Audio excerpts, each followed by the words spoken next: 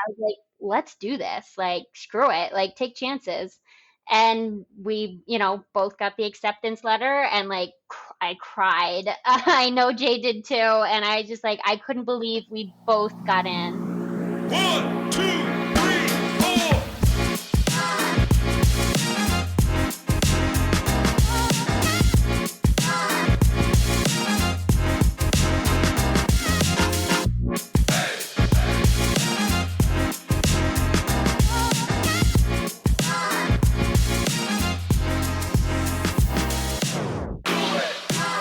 What's up, everybody, and welcome to episode 82 of the On the Run podcast. We are coming to you from our usual spots now, virtual in our home bedroom studios. Erica, what's up? How's it going, man? Happy Monday to you. Happy Monday night. Happy Tuesday to everybody listening. It's been a while. It's been like 10 days since we really talked. I miss you.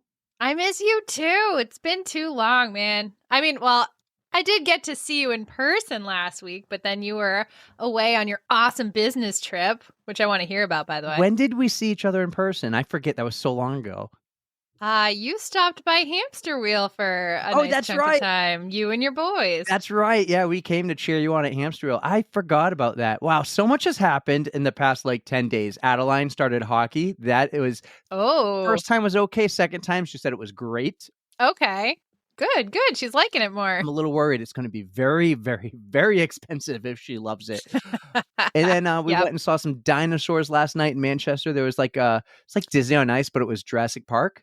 It was really cool. Oh, how cool. The boys freaking loved Man, it. But you can do such cool things with little kids, man. I mean, that's honestly something I would probably do on my own anyways, but to have kids with you, it's a little bit of a freebie. You get to you get the pass. I totally understand what you mean. You want to go see something cool, but it's really for kids. Great. I got kids. I can take them. I'll tell you, with twins, it's hard. It's getting easier. Yeah. And they sat down the whole time pretty much either in the seat next to me or on my lap. My mom came because Ashley was working. I was like, Mom, do you want to come and just help wrangle up the boys if we need to wrangle them up? It was unnecessary as far as the wrangling up the boys, but they were, instead of being like, oh my God, they were more just like, wow, this is cool. Like big, wide so open much stimulation, eyes. right? Yeah, no, it absolutely was. So it was a ton of fun. Well, shout out Janice for doing that for Thanks, you. Mom. She's a saint. You dropped Hamster Wheel, and Hamster Wheel was last week. Well, let's tell everyone, let's give them a little update. We already recorded our Hamster Wheel update recap last night with a special guest. We won't drop her name yet. Yeah, we'll save it. But the Patreons get to have a sneak peek of it. I believe you said Wednesday it was going to drop. That sound right to you? My plan is not Wednesday. to put any deadlines on you, but no. Well, so many things to do. Wednesday's the goal, to have that on the Patreon page, and then it will be on next week's episode with our special guest. But Hamster Wheel came and went. It was a blast as usual. I got to see a lot of fun people. One of them being Celeste from the Culture Trail Running podcast that we got to talk to. And she's just so much fun. Shout out to them. They grabbed Karen for an episode. Yes. And that was a wonderful choice on their part because we love Karen. Karen's amazing. And she did freaking fantastic during that race. I don't know if I want to ruin it now or have everybody let's wait. Do this. We can talk about it next week. But if you want to know now, go check out her episode on the Cultural Trail Running podcast. There you go. You're going to learn some things about her too that you never knew before. I never knew, but I'm downloading Words with Friends and I'm going to kick her ass. I would like to see that. I don't think I could beat her in that game, but I want to see her kick your ass. But Hamster Wheel was a blast as per usual, and you'll just have to wait and see how it went. Awesome. All right. You wanted to know what I've been up to the last 10 days. I'll give you an option. In the intro, do you want to hear about my work trip, or do you want to hear about my new running shoes? Ah, God damn it. Let's go running shoes first. We'll save the business trip for later. All right. I know that's really cool, and I want to hear a lot about it. So tell me about your shoes, man. So if we went in By the way, you were supposed to wait for me to go shopping at Chris's store, Runner's Alley, and you went without me, you jerk. Well, if we went the Utah, my work story first, the thing is I like to throw my shoes away. Is that weird? When I'm done No, with I them, actually have done that before. I did that in the first time I went to Germany. I didn't come home with my Camelback because it was a really old one, and I think I left a pair of shoes because they were just old. So, yep, lighten the load. yeah, I decided to lighten the load of my luggage, and because I had my UFOs, I had work boots, and I had my running shoes. I wanted to bring the Yep. sandals, but I just was like, nah, why do I need to bring 4 pairs for 4 days on the road? And Sounds like a girl thing to do because I'm very guilty of that. I pack a Mhm. lot. Like Ashley will say, I take too long to pack, and I pack a lot, but I pack a lot of t-shirts and underwear and crap and like one Mhm. pair of pants. I needed 2. In fact, I did bring 2 and I ripped them. Thankfully, I brought 2. I ripped my pants while working and I threw those out too. So I came back much lighter than I did when I went out to Utah.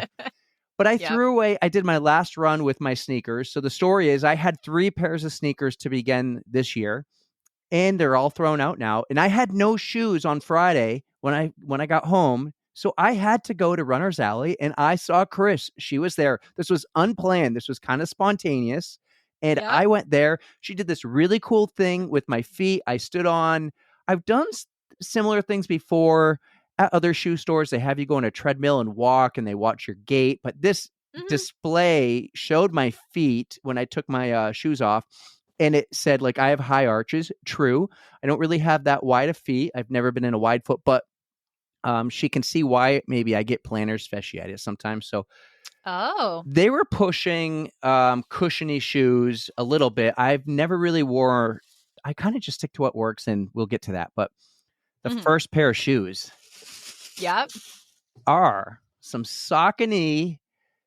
Ooh, so you branched out a little from your New Balances. Ooh, those are nice looking. I don't know what these are now that I think about. Oh, the Triumph 21s. Saucony okay. Triumph 21s. And I typically am New Balance or Saucony. I almost Mhm. branched out and got Hoka's, and there was another brand there I almost tried on. I did try on, but they were the Hoka's. They just, my foot felt like it was swimming in it. And Mhm. I wanted to try on some on-running shoes. I will next time. Like, I'm Okay. going to branch out. So I've heard some good things about those, so worth a shot. remind me to talk about on running when we talk about Utah. But yeah, here's the first Okay. pair, Saucony. Yep, John Calabrese very will love nice. this shoe porn. You guys love your shoe porn. So, yep, there they are. Definitely. I have not wore these shoes yet because They look shiny and new, man. I mean, Yeah. I think you could tell if you've worn them outside. So I didn't get to go running in any of them yet. I haven't been able to run because it's just been difficult. The other pair, I stuck to the tried and true New Balance. My There they are. my favorite shoe, the 880. I've been running on the 880s for probably 5 years, but I did not Oh. have a pair of 880s this year. And I was like, I want to go back because I love this shoe.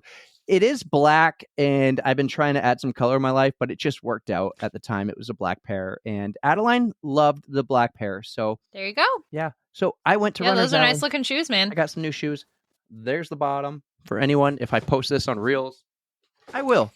So yeah, Sure. I got new shoes. Coach is about to kick my ass because her name is going to drop 24 times in this episode. And easily half those times I'm making short jokes at her. Yep. And I 100% support Nicole's decision to kick your ass because you showed no mercy. So, Nicole, do your worst. I do it out of love. I really do. Yes. We could feel the love. So it wasn't anything mean. It was just a little jib jab, you know. So she should release the wrath, you know. We'll see if she's a woman of her word. But anyways, let's get into it. Our amazing guest is one of her it's her wife. Best friend. Yep. Yeah. All the good stuff. So here we have Justine Hayward back again because we first talked to her when we first talked to Nicole. They both came on and told us a little bit about the 5K for Jaye, and we all know how that turned out. It was wonderful, and so we wanted to dive a little bit deeper into Justine's, like, her history and background, and just get to know her a little bit better. So I'm glad we did. Yeah, she's so fun, so easy to talk to. Her personality is just amazing. We've gotten to know her, like you said, in the past year. So I edited this one on the airplane. I loved it. It was a wonderful episode for me to listen to while editing. And Great. I love editing on the airplane. If I'm ever like, I need to find time, I'm just going to buy an airline ticket, add some miles, go for a flight and edit an episode. It's so easy. And the flight just flies by, literally flies by. So, Yep. I'm glad you got to multitask and get some stuff done while you're flying across the country, you jet setter. all right. Enjoy this wicked awesome episode with Justine Hayward on the On the Runs podcast. Our next guest on the pod is a friend of the pod who we met last year when she and her life partner kicked off the 5K for Jaye. Since we've gotten to know her and all her friends, we thought it was time to get her on the pod for her own episode. She lives in a beautiful but hilly part of New Hampshire with one of the nicest lawns you'll ever put your bare feet on. And this year, she is running in the 2024 Boston Marathon, raising money for the Dana-Farber team. We are so excited to have her back on the podcast. Justine Hayward, welcome back to On the Runs. Thank you guys for having me again. It's our pleasure, Justine. It's so nice to see you again. You've had one hell of a year, and I can't wait to hear from you all the cool things that you've been up to lately. Yeah, right now I'm in the middle of training for Philadelphia Marathon. Nicole and I are going out there in a little under 3 weeks. So that's coming we up. did our last long run. Yep. So taper time. I'm excited. Excellent. Yeah, you just did your last long run. Were you dressed up in a costume for it too? Not for the long run. We did that the day before when it was, like 80 degrees. And then we froze the next day doing the costume run. That's New England. Yep. You never know. Now, your life partner, Nicole, she was Minnie Just Mouse, love and it. it's I love fitting it. because it was Minnie. But what were you dressed as? I couldn't figure it out. You couldn't figure it out. I was know. Was it Daisy Duck? Mm-hmm. Yes, it was Daisy. Oh, see, at least I kind of thought about it, but I didn't. You're Didn't terrible get it right Disney off the dad. cue. Come on. Your kids watch Disney all the time. You should know that. I'm the Yeah. best Disney dad. You need some work. Daisy Duck, Minnie and Daisy Duck. I like it. Yeah. How do you come up? Like, she's been Minnie before. Yes. She's Minnie every day. But how did you come up with Daisy Duck? She is Minnie every day. I think I just went off of her costume last year when we did the trick or trot. We wanted to match. So I got the Daisy costume and she already had the Minnie one. So it worked out well. And now we're just going to repurpose them for years to come. Perfect. I just love how he keeps taking shots at Nicole and she's not even here to defend herself. I feel like I need to step in or something. Hey, cool. I will with the Oh, short she's jokes. got broad shoulders. She can handle it. I'll send her an invite right now if we have to get her in here just to hear. But Yes. so she and I were texting just like an hour or two ago, not related to having you on, but related to run coaching because she's been my run coach, and it has been an amazing first month plus now. I'm so happy. Awesome. But we're talking because I don't have a Garmin watch. I have a Suunto, and she goes, "Of course, another thing you have that's not compatible and going to get in the way and make things difficult." Yep. I was like, besides all our difficulties, this is working really well, and I'm happy. Yes.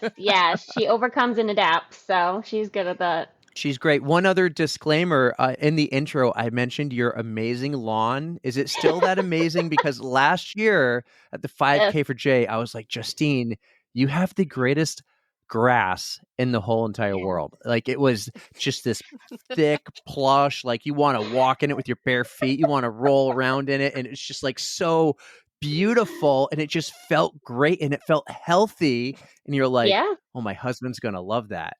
Yes. Oh, the lawn is his pride and joy. We spend a lot of money on that lawn, fertilizing it on a specific schedule. He mows it on a specific schedule. That lawn is the talk of the town, of our road. It's kind of a landmark in this small town. So he takes a lot of pride in it. It's funny. I noticed. I'm like, you have a gorgeous house, and look at this view. And he's like, the lawn is gorgeous. Yeah. I don't know if that was the first thing I Yes. noticed, but It is a beautiful view. I think it might be a guy thing. When I was younger, I thought I wanted to own my own landscaping company. So Yeah. I thought that's what I would get into, but not what I did. I'm a part-time podcaster now. There You we do live go. in a beautiful place, though. Isn't that house of yours in the family, your family or his? Yes, it's actually, so this is my grandparents' house. We've lived here for the past 9 years, and then we actually just bought it and we own it now, as of August. So we are the eighth generation Congratulations. family to be here. Oh, wow. So we have a very long history. It was built in 1828, and it's always been family since. Wow. That would that would explain the delicate plumbing we talked about a year ago. Yeah. I'd like to see Yes. any house that could handle like 200 people inside. Well, right, exactly. Not No, happening. like house septic should have to handle No. that. But yes, it's got a lot of character, but it's incredibly special to me. So I love it. So for those who don't know, when you hosted the 5K for Jaye last year, and I was like, "How can we help?" We didn't even know you, but how can we help? And one Yeah. of the first things you said to me was, "My plumbing can't handle 200 people. We need porta potties." Well, and I I was just like, figured it "We're was on so it." like fitting, yes, for your Yes. guys' podcast and like all the discussions you guys have around that. So I was like, that's kind of perfect. That it is. Yep. I'm glad we stayed true to our our roots, I guess you could say. Yes, yes. It's such a necessary part of any race. Oh yeah. So, yes, somebody needs to capitalize on that. It was so much fun. It was a blast. And like Erica said, Was. so much has happened in your life in this past year alone. But let's go back. Why don't you tell us who Justine is? Where are you from? Where'd you grow up? We know now that's your family's house, so you must be from the area. Yes, so I part-time grew up in this house because my grandparents were here, and my mom actually lives the next door. So Oh, that's where I cool. grew up. So yeah, I've been a long time resident here. I moved around a little bit, when I was younger, but mostly in the Concord area, just small apartments, and then life happened and this opened up. So it was just meant to be. And it's, yeah, been home for the last 9 years. So Excellent. Keeping it in the family as you should. that's right. Yes. Yep. Yeah. So I grew up next door. My mom, I was homeschooled all the way up until senior year. And then I did go to a small private school just for that 1 year because my mom and I couldn't get along Oh. at 17. So she's like, "You're going to school," which it worked out. It was a great experience. It was a very small school. So for me, it was huge, but it was a really great experience, kind of like getting out there into the real world. Homeschooling back then wasn't like it is now, where there's a lot of opportunities. You can be part of sports teams, you can go in and take classes. Like it has really evolved over the years. So back then, when you were homeschooled, you were really secluded a lot. So I was glad the opportunity came for me to actually get out there and go to school for at least a year. Well, I was going to ask that. Like, one of the things I always say is, what do you do for sports or for activities? But you're homeschooled, so you did nothing? Or did you just like you Well, had to go mow the lawn, or did you have to well, like we had like you had to do house activities. chores all the time? Oh, you definitely My had house sport was chores. folding laundry. No, I actually grew up with like on a small farm. So we had horses, we had goats, we had chickens, bunnies. So that was my life. It was, a farm life. Mhm. So I got very much into like horse 4-H. I got really into my horses, started showing them. So that was my responsibility. And it's a huge responsibility. I started, when I was quite young. And so that takes up a lot of your time. And then you've got to fit your schoolwork in there. So Mhm. I did stay busy. I wasn't just sitting in my room all day. People were like, "Oh, you didn't get out much." No, I did. But my horse was my best friend. So, but it taught me a lot of life skills early on. So it was okay. I turned out all right. I think so. You're good. You're good. Pretty good hairdresser too. Yes, and I always knew I wanted to be a hairdresser. It's always been a passion and a love of mine. I started braiding my own hair at 7, and I can vividly remember the very first braid I ever did on my own hair. And I just always loved it. Ask any of my friends. I did have friends growing up. They were other homeschooled kids, but still, like I was always playing with their hair. I never cut it. I never cut any of my friends' hair. I never cut mine or my sister's. But it was just always, I always knew that's what I wanted to do because school wasn't my thing. Even being homeschooled, even going to school, I hated schoolwork. Mhm. So I knew I wanted to do some sort of trade. And again, hair was just, it was a no brainer for me. So I went right from graduating high school, and 2 months later, I was in beauty school full time. And I can attest to how awesome your skills are because that's how I met you in the very first place. You did the hair for all of the Yes. bridesmaids and for Shauna when she got married back in, what was it, 2021, I Oh, believe? Or I think it must have been oh 2021. No, was it no. Yeah. 2020? No, it was older than that. Yeah, I'd I have to think go it was back and look. it was 2021 because Was the boys it? were born. Yeah, the boys were April. born, It was and they April? April. They just came Okay. home from the hospital, and I went to a wedding. And if you remember, you met a really nice, charming, good-looking guy with a great bald head there, But I looked and I he freaking was. remember somebody gorgeous. She did very my hair so good. yes. I remember somebody very charismatically with a big personality coming in.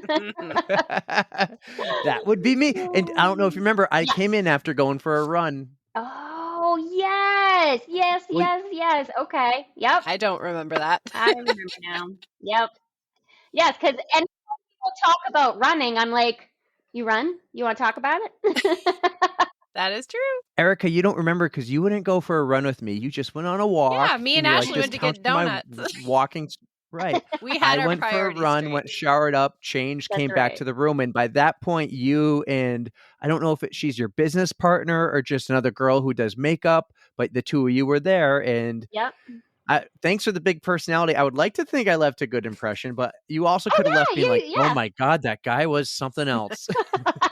No, it's always nice when you see people coming in and like it just happy and you're bringing life to it, because everybody sometimes at the wedding mornings are like hungover or they're anxious or they're stressed. So sometimes it's nice when, a guy usually comes in, kind of like breaks it up a little bit, and then Mhm. everybody kind of like settles in and relaxes. They're like, okay. Because sometimes it's just too much estrogen in the morning. True.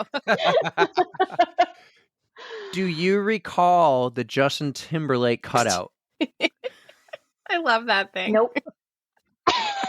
I should send you a picture. I took one before we changed into our dresses, so I have my hair looking all pretty. I'm standing Oh next to my Justin gosh. Timberlake, and I was like, okay, this is the life. No, I don't remember that. So actually, you own your own business. We'll eventually talk about running. I promise. We'll get there. But We'll get there. 2 I months after do. high school, you go to beauty school. Yep. And at what do you work for somebody? Did you ever work for someone else, or did you go right into your own business and trying to figure this out on your own as a 18-year-old? Oh, no, I did. I went, I did beauty school, which is about, if you go full time, it takes about a year. I did that. And then from there, I went right and got a job at a hair studio in Concord. It's not there anymore, but, and I did work for somebody. I was a normal employee. I worked there for about 4 years, and then I upgraded to like renting my own booth. So then you kind of get your feet wet with you pretty much run your own little chair inside a salon. So you're responsible for your clients, your supplies, that type of thing. So it was kind of a good stepping stone. So I took the steps to graduate to owning. I actually didn't even have an interest in ever owning my own hair salon, which is kind of funny to look back now on because now I can't imagine working for somebody else. Um, and then so I booth rented for another like 2 to 3 years, and then there became an opportunity with a couple of the girls that I was booth renting with. We all decided to go open up our own hair studio. Fast forward a few years later, they dropped like flies, and I was the last one standing. Still Which standing. again, yep, it all worked out. I wouldn't ever recommend a business partnership. It's incredibly difficult to run a business with somebody else. But it taught me a lot of great lessons. I look at it as, the stepping stone that I needed to teach me all the skills that I needed to run it successfully by myself. And I've been running it by myself now for the past 5 or 6 years. But I've owned it since 2012. Very nice. Way to go. Yeah, it is. It's a great, it feels good. At the point in my career now, I've been doing this 18 years, and I've made it to the top where I want to be as a hairstylist, and monetarily and just clientele wise, and it feels good. I worked my butt off for the last 18 years, like nose to the grindstone. I really had a goal in mind, and I've reached it, and it feels good. Proud of you. Excellent. Thank That you. is awesome. Yeah, very proud of you. That is so cool. You did that, and you're still doing it, and you have a lot of Yep. cool goals coming up. So I promised we'd get to running at some point, but I have one more question. Okay. You said you actually had friends growing up, and they were all homeschooled kids. So I want to know, how do homeschool kids like develop friendships with each other? Do all the mothers, are they in like was it like a US mail chat back then? Because there was no social media. mail chat. How did you That's find called mail. friends? Yeah, yeah. How did you find friends back in the 90s through homeschoolers? Um, that's a good question, but somehow it was like networking. Somehow my mom knew of other people in town that homeschooled. I would assume just kind of through chatter. I mean, it's a small town. I pretty much, know most of the people. um, so we would actually get together once a week at either different houses, or we would go on field trips and do activities together as a group. We would do like science projects together. We would do history reports together. So that's how we built, the relationships and the friendships. Obviously we were young, so it was solely dependent on our parents. But there was a good group of probably 5 or 6 families, on a weekly basis that we'd get together and go do stuff. That's pretty cool. No, I was seriously interested in Right. how that worked when you said, you had a lot of friends who were other homeschoolers. Yeah, but yeah, we didn't have social media back then, so it was like 100% organic. Like Yeah. you had to talk to your neighbor and figure out, oh, hey, they homeschool too. Like we can be friends. They Because put a again, little you were on the ad in same the community schedule. paper. Yes, homeschooler seeking homeschooler. Yeah, because you had such an odd schedule, especially as you got older. Like when I got to the age of working, I was Mm. able to work during the day, which was kind of awesome because I got the best shifts. Ah. I was able to work during the day when other kids would be at school. So it was really kind of a neat experience. Very cool. Yeah, I like that. Yeah. You still kind of got the group project kind of aspect of like school. Like you're still hanging out with kids. Yes. Like that.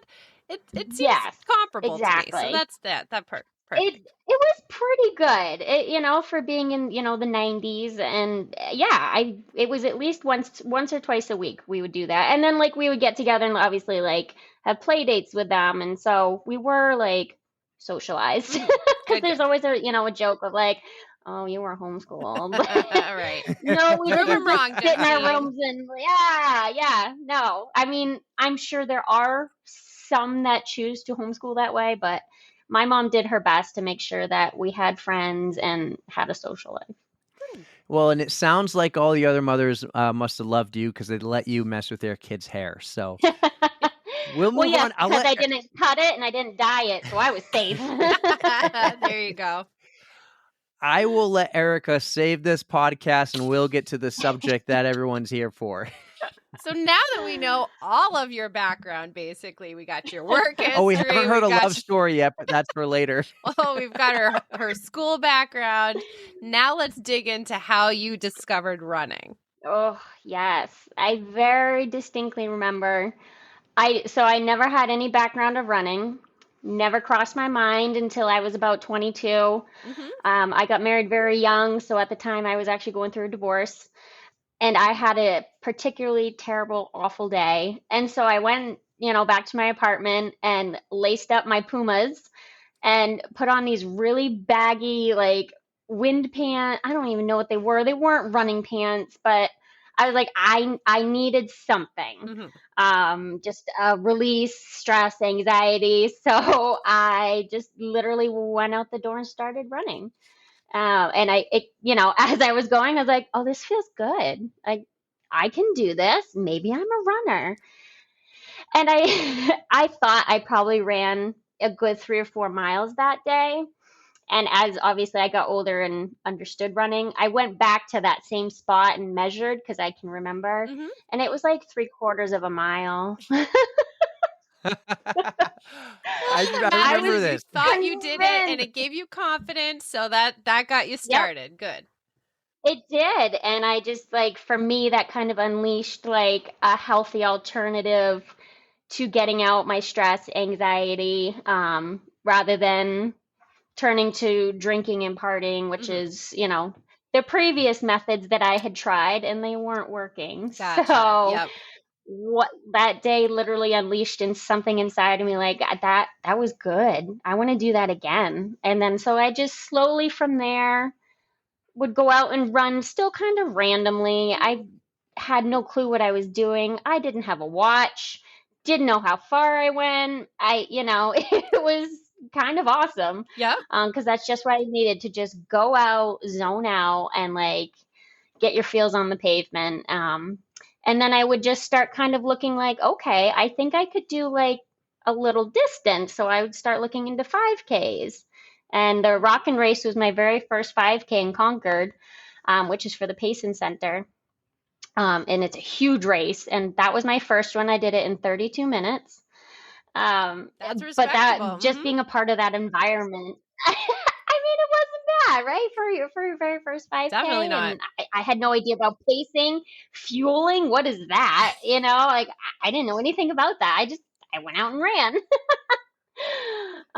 So yeah, that being a part of the race environment, the community, and especially that race is huge. It usually brings out like 6,000 people. Wow. So of course that was a That is great one big. to start with, Right. but just I loved it, and it just like clicked for me. Like I really like that.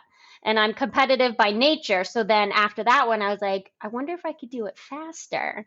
And, Mhm. so I really just kind of slowly plugged away at my time, at distance, and worked my way up through the years to marathon. When is that race? Do they still do it? They do. Oh, yeah. Every year. It's in May. It's called the Rockin' Race. Why have I never heard of this one, Erica? I haven't heard of it either, to Maybe be I- Oh, honest. It's a little too north for Oh me, my I guess. Okay.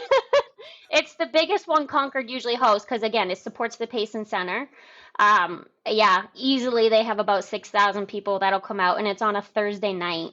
Ooh, sold. Night runners, yes. I forgot. Who puts this race on? Is there like a group, or is it like the town of Concord, or? I mean, it's sponsored by a bunch of like different banks, so they have a huge sponsorship. I think there's actually, it's literally called the Rockin' Race, and there's a committee. There's a huge committee that puts it together, because it's a huge fundraising event too. You can walk it, you can run it. And I mean, yeah, they literally start a few days after they finish the race, planning for the next year. Like it's huge. I'll send you the info. So Please Oh, do. I got it. I went to the Google. I just went to the Google, the Google. Google.com. The Google. Yes. And yeah, holy cow. Okay, so I'll learn more about this later. We'll talk about it. Here's the question though. Erica's first race was the Goffstown Gallop, and she's never Yep. missed it. She does it every year. It's her thing. Do you go to this race every year now? Yeah, I do. Yes. I do, because each year I want to like beat my time and just like, yeah, and just kind of like remember where I started.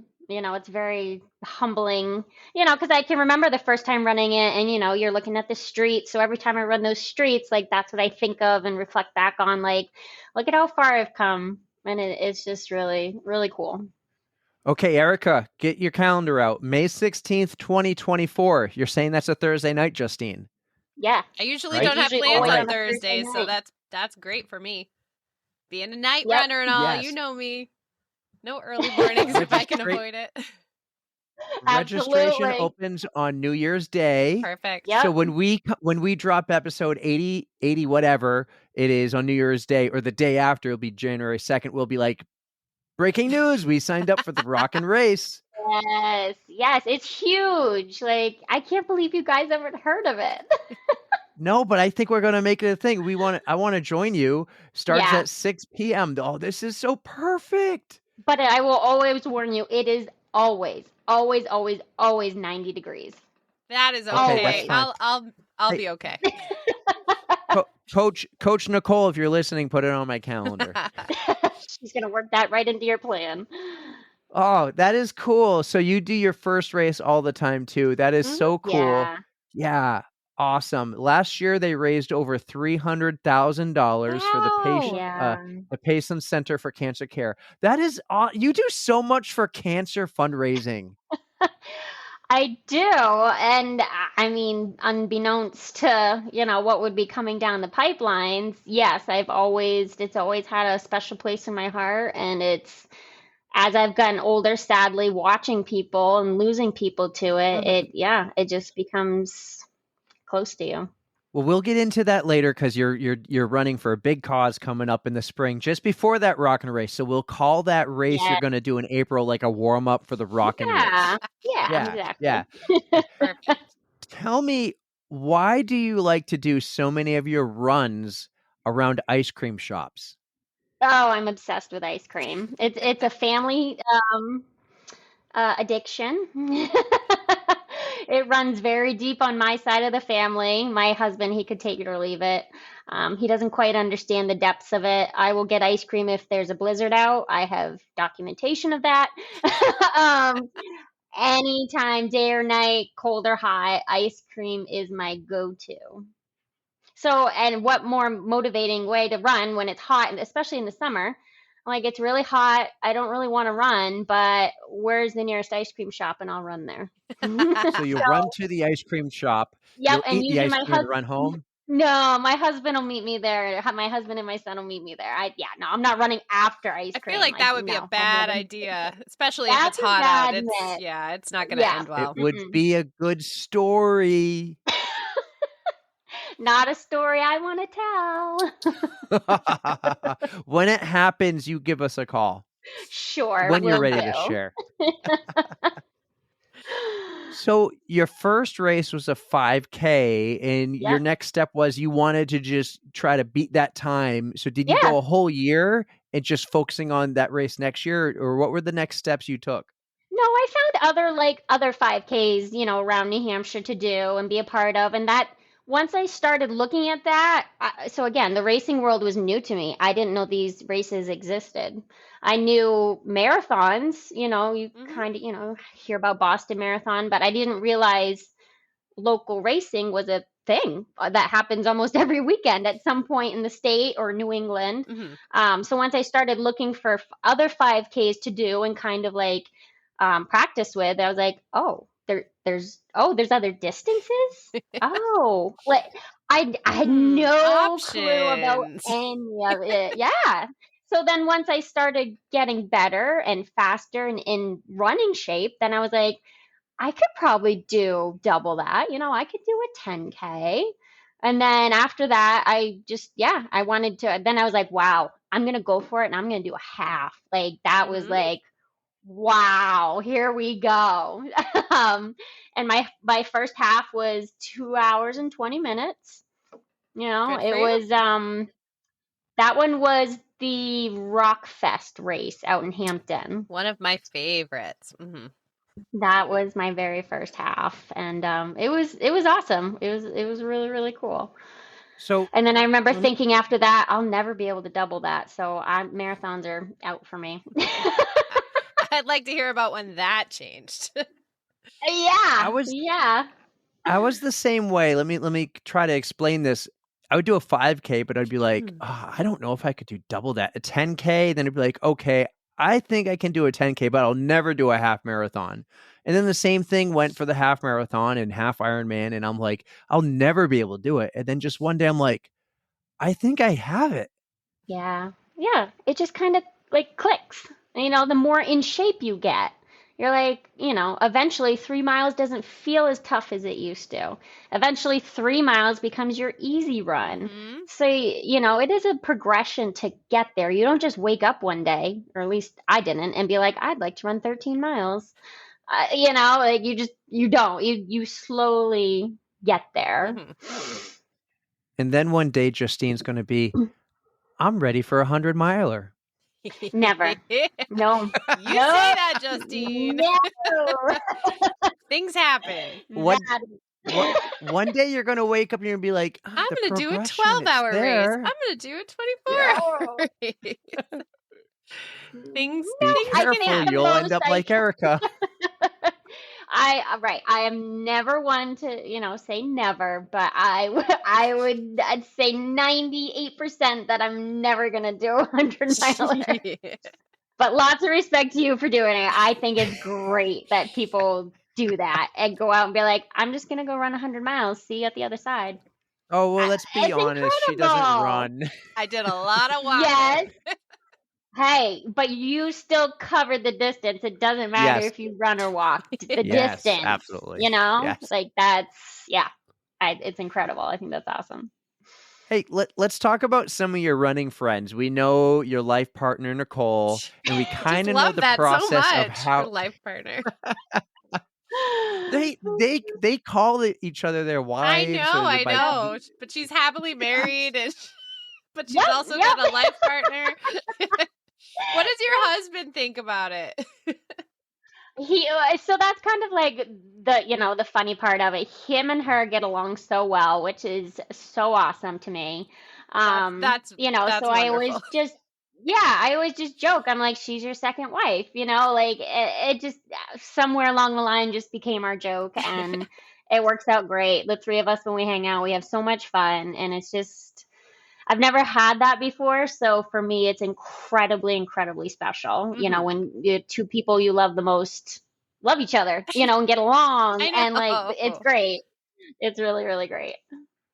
You talked about the vetting process you put her through of a couple years ago when you're like, do I want to run with you? Was that just a Nicole thing, or do you kind of like with the people you run with, do you kind of do that? You're like, all Um, right, let me see. Do I like these people? How are they going to work? Are we going to mesh well or not? Like it kind of has to work for you to have a it running does. partner you go with more than once. Yes. Yeah, and it was more or less to kind of feel somebody out for pace. If somebody's going out at a 7-minute mile, I'm not your friend.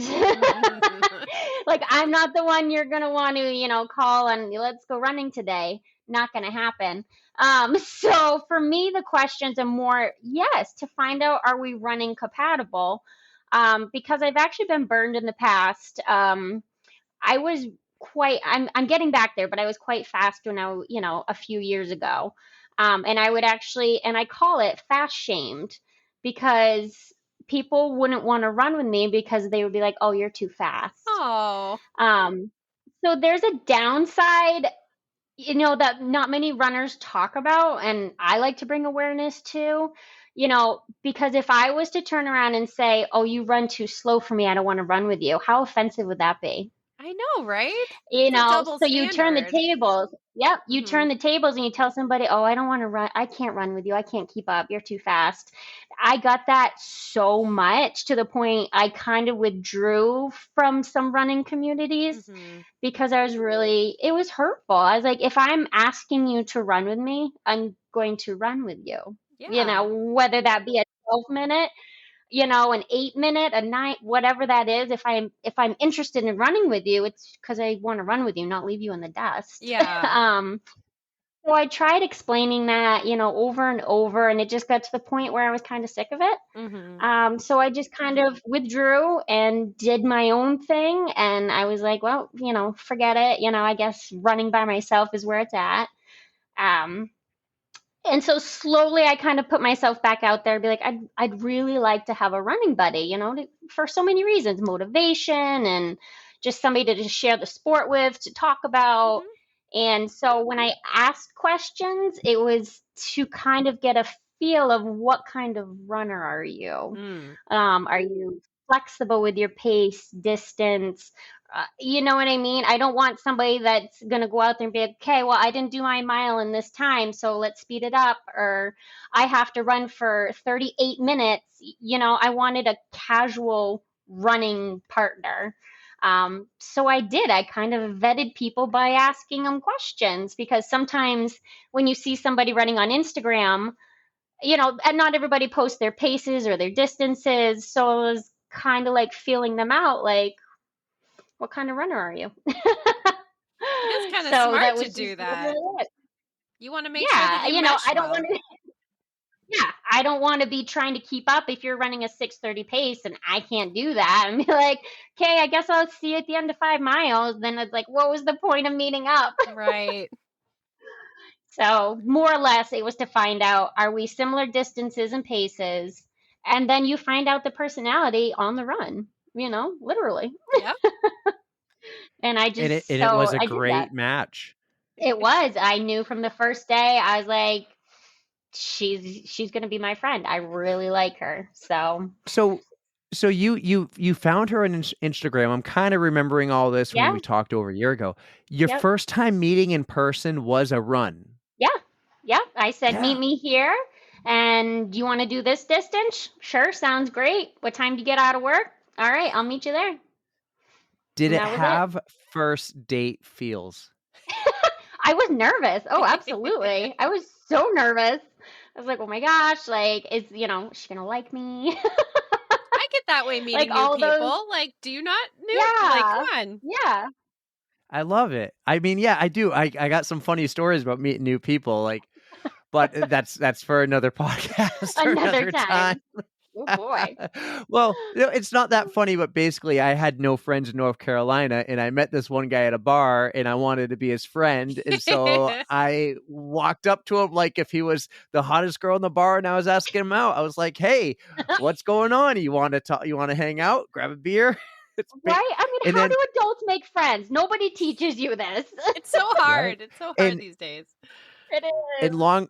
long story short, he got 3 people in his wedding: his brother, one other buddy, and me. So it worked out, Oh, that's and that was one. awesome. Yeah. See, you got to take So a chance sometimes. You just never know. yeah, and we're still good friends, even though he That's lives in Dallas awesome. now. We're still good Yeah, buds. So yeah. that's awesome. So that's your origin story, I guess, with meeting Nicole. But can you refresh our memory how you met Jaye? Because she's still one of your like great running buddies as well. Oh yeah. Oh yeah. She's another one of my best friends. She was another one that I had just seen. She would post about running around Concord, so I didn't know much about her, but I was like, she would post her distances and times, and I was thinking, okay, that's pretty compatible where I'm at. And again, it was just looking for somebody to run with. Mhm. So she was another one, like, let me ask you some questions. I think your method is Okay, tried cool. and Let's true. meet Like here. you've got it down. You know the way to find your running buddies, and it works. And It has worked. have It the- has worked. have there been any others yeah. besides Nicole and Jaye? Um, I would say they're my 2 closest. Mhm. I do have some, Instagram running friends that we see more or less at races. Yeah. But Nicole and Jay are definitely the ones that, the ins and outs during the week, training, talking about running, they're my group. Everybody else is, like, okay, like, hey, you want to do this race and we'll meet at the race and maybe run it together or hang out there before or after. But I like a small circle. Small circle is much easier to maintain. That is So I'm quite good with the 2 that I have. true. Perfect. Well, later in this episode, I'm going to ask you about one other running friend I know of, but I'm saving it for my last question. Okay. Oh Let's go boy. into it's. He didn't I even have prep a me feeling for I this know. one. I have a feeling I know, but I'm gonna wait and see. All right, we'll wait and see if it if we have the same one here. But let's Okay. go. Let's stick with running and races. Why don't we go first marathon? When you decided you did a half and you're like, I think I could do a marathon. What was your first? Yeah. My first one was Bay State down in Lowell, Mass. That one it was great. It was a great first experience. It went well. I think I did it in 3:53. Wow. And yeah, the only thing I didn't like about it was 2 loops. That's really good. Yeah. Oh yeah, Yeah. you're I not mean, a loop I fan. I am not a loop fan. And I guess again, I was still new to running ish, Mhm. so I didn't look up the course. So Oh. that was a surprise. I just heard people talk about it. It's flat, okay, cool, let me try it. So once I got around that second time and saw or even the beginning, I was like, I think it's 2 loops, and I saw it and I was like, ah, crap. And my motivation just plummeted from there. Oh. My 15, I was like checked out. I was like, I don't like this anymore. But I pushed on and made it through. It was a good first experience. So what year was it that you did this one? I believe that was 2016. And how was the long did it that take one. you from when you did like your first half to when you did your first marathon? That would be probably 2 years. That's a good progression. Yeah. Yeah. Yeah, I definitely dabbled in the half marathon for a while until Mhm. I got comfortable with the distance. Yeah. And then, I kind of set my eyes on Boston, but I didn't really realize you had to qualify or you had to be a charity run. I didn't really Yeah. realize that. So I kind of always had Boston in my head, like I want to do that. I definitely want to do it. And then, you start learning like, oh, you have to qualify or you have to raise a ton of money. So, throughout the years, I've tried to plug away at qualifying. My PR right now is 3:43, so I'm not too far off. But everybody knows the marathon is a beast. It takes everything, it gives nothing. That it is. So, we'll see how it goes, but I'll always every race I line up to, I just, say, what's it going to give me today? Rather than trying to put, my first few marathons, I put so much pressure on myself.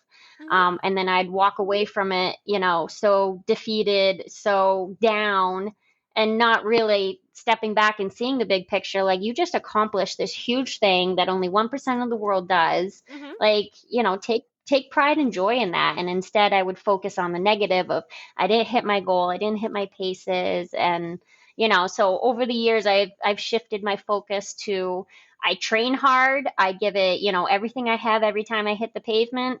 And I line up on race day and I say, what are you going to give me? I Because we love all that. know, what you eat, how you sleep, the weather. We all know that there's a ton of factors that go Yeah. into how you race. So trying to control all of those is really unreasonable. So I let that part go and say, give it what you got and see what the race day gives you. Man, you nailed that. Did you That was so wonderfully said. That just encompasses like every thought you ever have on race day. Like, what is it? Yeah. What is this day going to bring? And oh man, Yeah. that Well, was and I just great. think there's a lot of pressure from social media because again, we see the highlight reels, right, Yeah. of Mhm. everybody's marathon and we're like, wow, like if somebody posts about a great race they had, in our head we see it as they just skipped out the door that day and they just nailed it from the get-go, Mhm. because that's how social media makes it look. Yes. Um, so I always try and be real with my running, real with my experiences, real with my training, because it's not, sunshine and roses every day. All of us that Yeah. are runners know that. Amen to that. Um, Mhm. so let's, start normalizing normal runs. Some days, sure, I step out the door and I fly and I have an amazing run and I'm on top of the world, but it's not every day. So, we need to normalize the normal runs. Yay. I love it. So I'm guessing you took that same approach at Providence this past year because if I remember right, Providence was brutally hot. Providence was horrific. It was so insanely hot. And saying it was hot, like, I believe it was like high 70s, low 80s, but it was like that from like very early on. And this was early May. So I hadn't trained in heat, I Mm. had trained through the winter. So your body isn't acclimated to it. You haven't, practiced, summer hydration is different than winter hydration, because of the sweat loss and everything. So I was kind of floundering. I was like, oh, okay, we need to revert back to summer running. And I hadn't trained that way. Mhm. So immediately, I was going out for a BQ and I was on track for about 7 miles. And I was like, I can't sustain this. I will pass out. So I was smart and I, dialed back my speed and just made it through. I remember texting Jaye because Jaye was so sweet and she came down with us to support us. Because Nicole was running the half, I was running the full. Mhm. And I remember texting her and being like, Jaye, I can't do this. Like, come pick me up. I'm done, and and I knew she would do it, but she pulled the cancer card.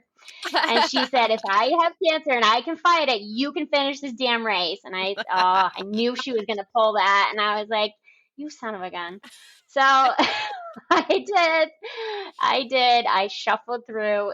It was definitely the worst race experience of my life, but you know, again, they all teach you something, and that taught me perseverance. Yep. You know, I didn't quit, even though I wanted to so badly. That was just another thing out of Like, your I don't control. care. So tough, but you made the right decision for your Yeah. health, because even just Yeah. this past weekend with Marine Corps, you heard how like humid it was down there. People were dropping like flies. Like, you have to make the smart Right. decision, or else bad things can Yeah. happen. So good for Well, you for right. And I doing never, that. I never want to be carried out on a stretcher. I never want to Right. try and end up in a medical tent. Mhm. No race, you know, you should never want to, you know, BQ or PR that badly where you put your health on the line. Oh yeah. You know, and I always think of, you know, the runners that drop dead, you know, which is awful, but it happens in Yeah. races, you know, It so happened in that's, Providence. yes, right. yep, exactly. And I saw people along the side of the road. Some people, I mean, they looked pretty scary, like very violently ill Mhm. and, you know, dehydrated. And so at that point, I was very glad that I dialed it back, and it was more of a run walk for me. And I didn't care at that point. I was like, Yep. I'll finish it, and I'll finish it upright, not in a med tent. You know, so that's always what I look to the most. If things are going awry, like, okay, but bottom line, I want to get off this course as healthy as possible. Yeah. That's a win in itself. Just getting to the Yeah. finish in one piece alive. Exactly. Because again, the distance is the distance. 26 miles is 26 miles. Yeah. And I always tell people that, you know, when they're like, oh, but I only, you know, I walked, or, you know, I walked, or I did it in this time. I'm like, but did you finish, and did you do 26 miles? And they'll be like, yeah. And I'm like, then you did it. Mhm. You know, you did what you set out to do. So Be proud of your accomplishment. No matter what, you still did it. exactly. It's a huge feat, and it's amazing as, you know, those of us experienced runners where we look at it like, it's just another marathon. It's 26 miles that you are constantly pounding the pavement. Like, we need to, you know, kind of pat ourselves on the back and acknowledge what we go out and do on a regular basis Mhm. more than once. That reminds me of like You're- people using the word only. Like when we talk about doing our easy runs, we only did 3 miles. Well, that 3 miles to somebody else could be practically a marathon. Like it's just about Yes. perspective. So yeah, It is. It is. It's crazy to Yep, think about. absolutely. It is. Yeah, we're nuts. We are slightly cracked. We're nuts. Oh, if we're nuts, what is Erica for doing 100 miles? So- Oh, definitely. I Like, lost yeah, so many top screws tier. along the way, but during my journey, They were flying I off definitely as she's running. Oh yeah, as I'm walking, walking. But the one thing during my training cycle this year, I actually enjoyed the runs. Like I wasn't focusing on Yeah. speed so much. I was just enjoying myself. So that was one thing that Yeah. I think makes me a little, I don't know if it makes me crazy or not, but I just like, it was fun for me. So as long as I could Yeah. keep the fun in it, I'm crazy or not. Yes. That's how it's got to be. Yes. It works. And It yes, works. and that's it too. Yes, always find the fun in it, because if not, then what's the point? Yep. If you're not having fun doing it. Not every moment's going to be fun, but find the fun in a majority of it for sure, which is what Nicole and I always do. Good. We are ridiculous. When we run, I mean, we've said it before. We need to have like a live podcast when we run, because I mean, we crack each other up. Half the time we have to stop because we're laughing so hard. The jokes we tell, I mean, like that is you know where it's at, and that's the way. Do you want to do it? Do you want to do a live podcast? Do you want to have your own Absolutely. podcast? I can help make that Absolutely. happen. Give us the mic. We'll run Get the with little it. ones that go You in will the be- phone and the clip on Yes. and the thing. Like we Yeah, have the a little set of clip-on those, ones, so we little pals. gotta figure out how to use those, Oh. and we'll pass them on. So many funny things happen. I mean, I'm thinking of something right now. I'll put it on reserve for summer 2024. Maybe we do a little running with Justine and Nicole series. yeah. Yes. We All are right. hilarious. More and fun, exciting things to come. I will say before we go to the next topic, what you just said for the past 5 minutes, it was beautiful. It was just, it was absolutely right. And then I'm thinking to myself, damn, 20 minutes ago, I was giving Erica shit for walking part of her 100-mile race. See? I can quick we tease her are. because she's my best friend, but Yes, you can. That's why I like teased ultra Nicole running. yesterday. Yeah. It's mostly walking, power hiking, yeah, I quote think unquote. Yeah. didn't you say you walked 55 of those Oh, miles? I absolutely. mean, Yep. Justine But said it. You did it within the allotted time, and you yeah. destroyed your I count feet it. and got a buckle. I fucking did Oh, it. but I mean, Count it. me even thinking about walking that, I mean, to me, that's even more impressive that you took the time to walk that. Oh, there were times I wanted to So, quit for sure, but yeah. I But didn't. that's Took a lot of awesome. strength. And doesn't that feel good? It does. Knowing that you did it. Like, that's always the reward at the end. Oh yeah. No matter how terrible your race is, you have the satisfaction and pride knowing that you didn't give up. That is true.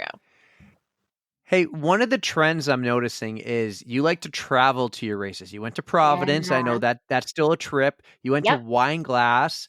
Yep. You're going to Philadelphia. Have you traveled Yep. anywhere else? And is this becoming Yeah. like every year you look at a calendar with Justine or with your Justine with Nicole and Jaye, and you're like, let's go here, let's go there, let's do this. Yeah, it just kind of Nicole and I love to travel. So we just have decided to incorporate a runcation, at least one a year. We've done the Clearwater Running Festival in Florida. We did that like 2 Januaries ago, and then we did the Shamrock one down in oh my gosh, I'm blanking on it. Virginia Beach? You want me to pull up Google? Yes, there we go, Virginia yeah. Beach.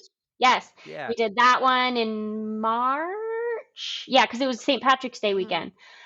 We were down there for that. So yeah, it's become a way to incorporate, our love of travel and running, because and her and I are perfectly compatible like travel companions. She's the one that is all like organized and has everything down to a T, and we have to get to the airport 5 hours early. She probably takes the middle seat because she fits in it best. Oh, she fits in all the seats. She's travel size. I mean, so it doesn't matter to her. She is curls going right to up. give me a brutal workout this week. Just You'll watch. have It's going to deserved be the it, though. worst. You're poking the bear. Yeah, it's going to be the hardest, Yeah. worst one I've ever done. And she's going to be like, "Hey, I just changed your workout this week. Good podcast with Justine." Yeah, exactly. She's going to kill Oh, me. I give her this crap all the time. But yeah, no, we just travel so seamlessly together. Anything we want to do in the area, it's always like, you want to do that? Yep. There's we have never argued about it. We're always on the same page. We're like, oh yeah, I was thinking that too. Cool, let's do it. So usually it's just kind of whatever sparks our interest throughout the year. We'll usually see something on social media, be like, hey, this looks like a fun one. Want to do it? Yep. Okay. Sign up. And that's how it goes. And for my schedule, I have to kind of plan far out because, I book weddings and stuff at least a year in advance. So it does work, to kind of get something on the schedule. That way I, don't fill in with weddings. So it works out so well with her trying, planning these travel things. So planning far out, what's the next one after Philly? We don't have anything like big travel wise for next year yet. Next year we have I have Boston. She entered the Chicago lottery, so we might be in Chicago next year. Even if I'm not running the race, like we're still going with each other. And I, If one of you get in, you'll go. Is Nice. what you're saying? Yeah. Yep. And then we're doing the Revel race in May, which is up in the White Mountains. Both her and I actually just got accepted as ambassadors for that. So I'll be promoting that. Yeah, thank you. It's exciting. So we'll be promoting that and giving away some free entries. So we're excited to be a part of that. Very cool. Too bad you can't take one, Erica. I'm so bummed, but you know what? I'm going to Ohio. I'm running Flying Pig. That's going to be a fun thing in itself. So I'm just really bummed that it's only the 1 year that they're doing it and it has to be on the same weekend. And of course I was I'm going to sign up right away for this race. And I'm like, but you're like, nope, can't. Well, still going to be but I have a feeling guys. they'll bring it back. I think they'll see how well it does. I have a feeling that they will probably bring it back. I can't imagine they'll just be a one and done. Well, we got some awesome And if ambassadors not- on their side, so you guys Yeah. can put in all the good words that you hear Yes. and just be like, please bring it back. Exactly. Yeah, I'll tell I you have this. a feeling it's going to be big. I'll tell you this. If not, I'm looking at 2 girls out of 3 I know who have put on a race before, and they could put on a Revel race. We probably could. That might be a little out of my wheelhouse, but at least we know the basics. We'll see. Right, exactly.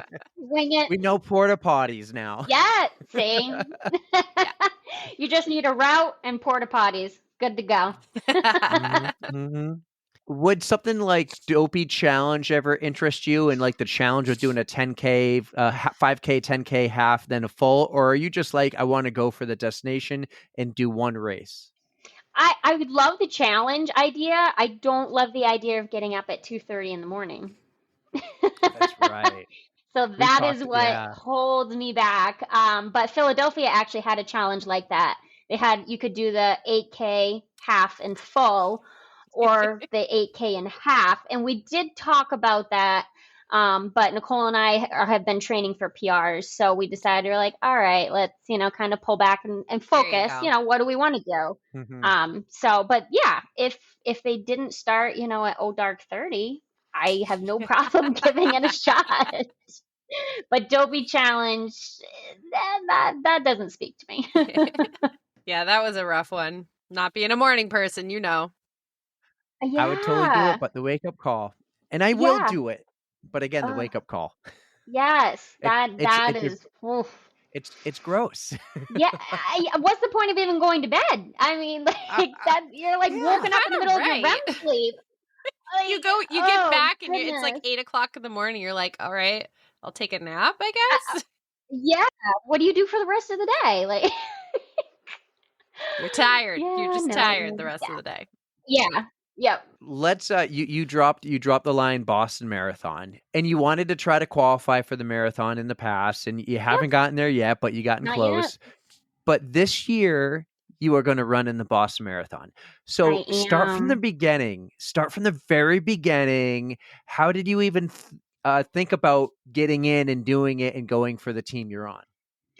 So I got accepted through Dana-Farber. And of course, for me, it was something that I had kind of thought about off and on throughout the beginning of summer. Obviously, going through these things with Jaye and going down to Dana-Farber and just hearing how she talked about them and knowing that they were pretty much solely responsible for saving her, and for where she's at today, it was kind of a no-brainer for me. I wanted to do that to honor her, and to honor the fight that she still continues to do, and to a way to give back to them for what they give to patients, because now I've seen it firsthand. Yeah. We've all heard of Dana-Farber, but how many of us have actually been there and experienced it? Sadly, probably more of us than we would like to think, but I just really thought about it, and I knew the fundraising goal was always so big, which is why I always said, like, I really have no interest in doing charity. But I think it changed this year because this charity actually means something to me, rather than just like, oh, I know it's a good cause. Like, do you want to donate? Like this, I actually, when I talk to people, I'm passionate about it. I'm emotional about it. A lot of people already know, so it's like I don't even have to ask them. I just put a sign up, and they're like, yes, here you go. Yeah. So it's because we all know somebody affected by it, sadly. And, I have a few people that I was close with that, we've lost to it. We've had family members. So I remember texting her and I said, I'd like to apply to Dana-Farber and, run to honor you. Would you kind of jump on board and like help me, like fundraise? And she said, actually, I was going to apply to run too. Okay. And like, I cried. I was like, oh my, like, I didn't think about it. I didn't think she was like thinking about it or even interested in it. So the fact that she just brought it up randomly and like, oh my gosh, yes. And like, but then she was like, oh, but that's a lot of money. And I was like, no, we're doing this. Like, let's put our name in. It's now or never. When are we ever going to get this chance? It means something right now because you're in the thick of it. Maybe as years down the road, Dana-Farber will always be special, but it is a big part of her life right now. Yeah. So I was like, let's do this. Like, screw it. Like, take chances. And we, both got the acceptance letter, and like I cried. I know Jay did too. And I just like, I couldn't believe we both got in.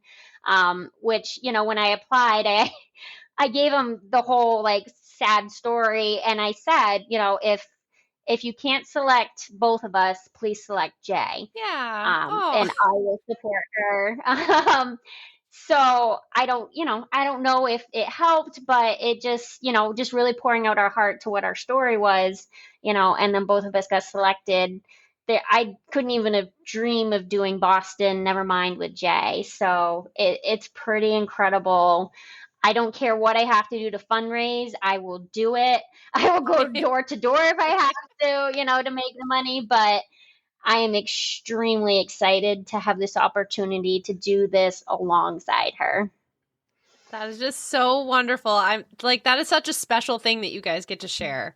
And I'm rooting for you 100%. And if there's anything we can do to help, just let us know, because we are more than happy to do so. Yeah, absolutely. We've talked about this before, Erica, with fundraising ideas. And you guys are already rolling. You guys have made a huge dent in your We are. I mean, goals. Jay is on fire. That girl, she was like just out of the gate hot. So I'm still kind of like waiting back here, like, what do I do?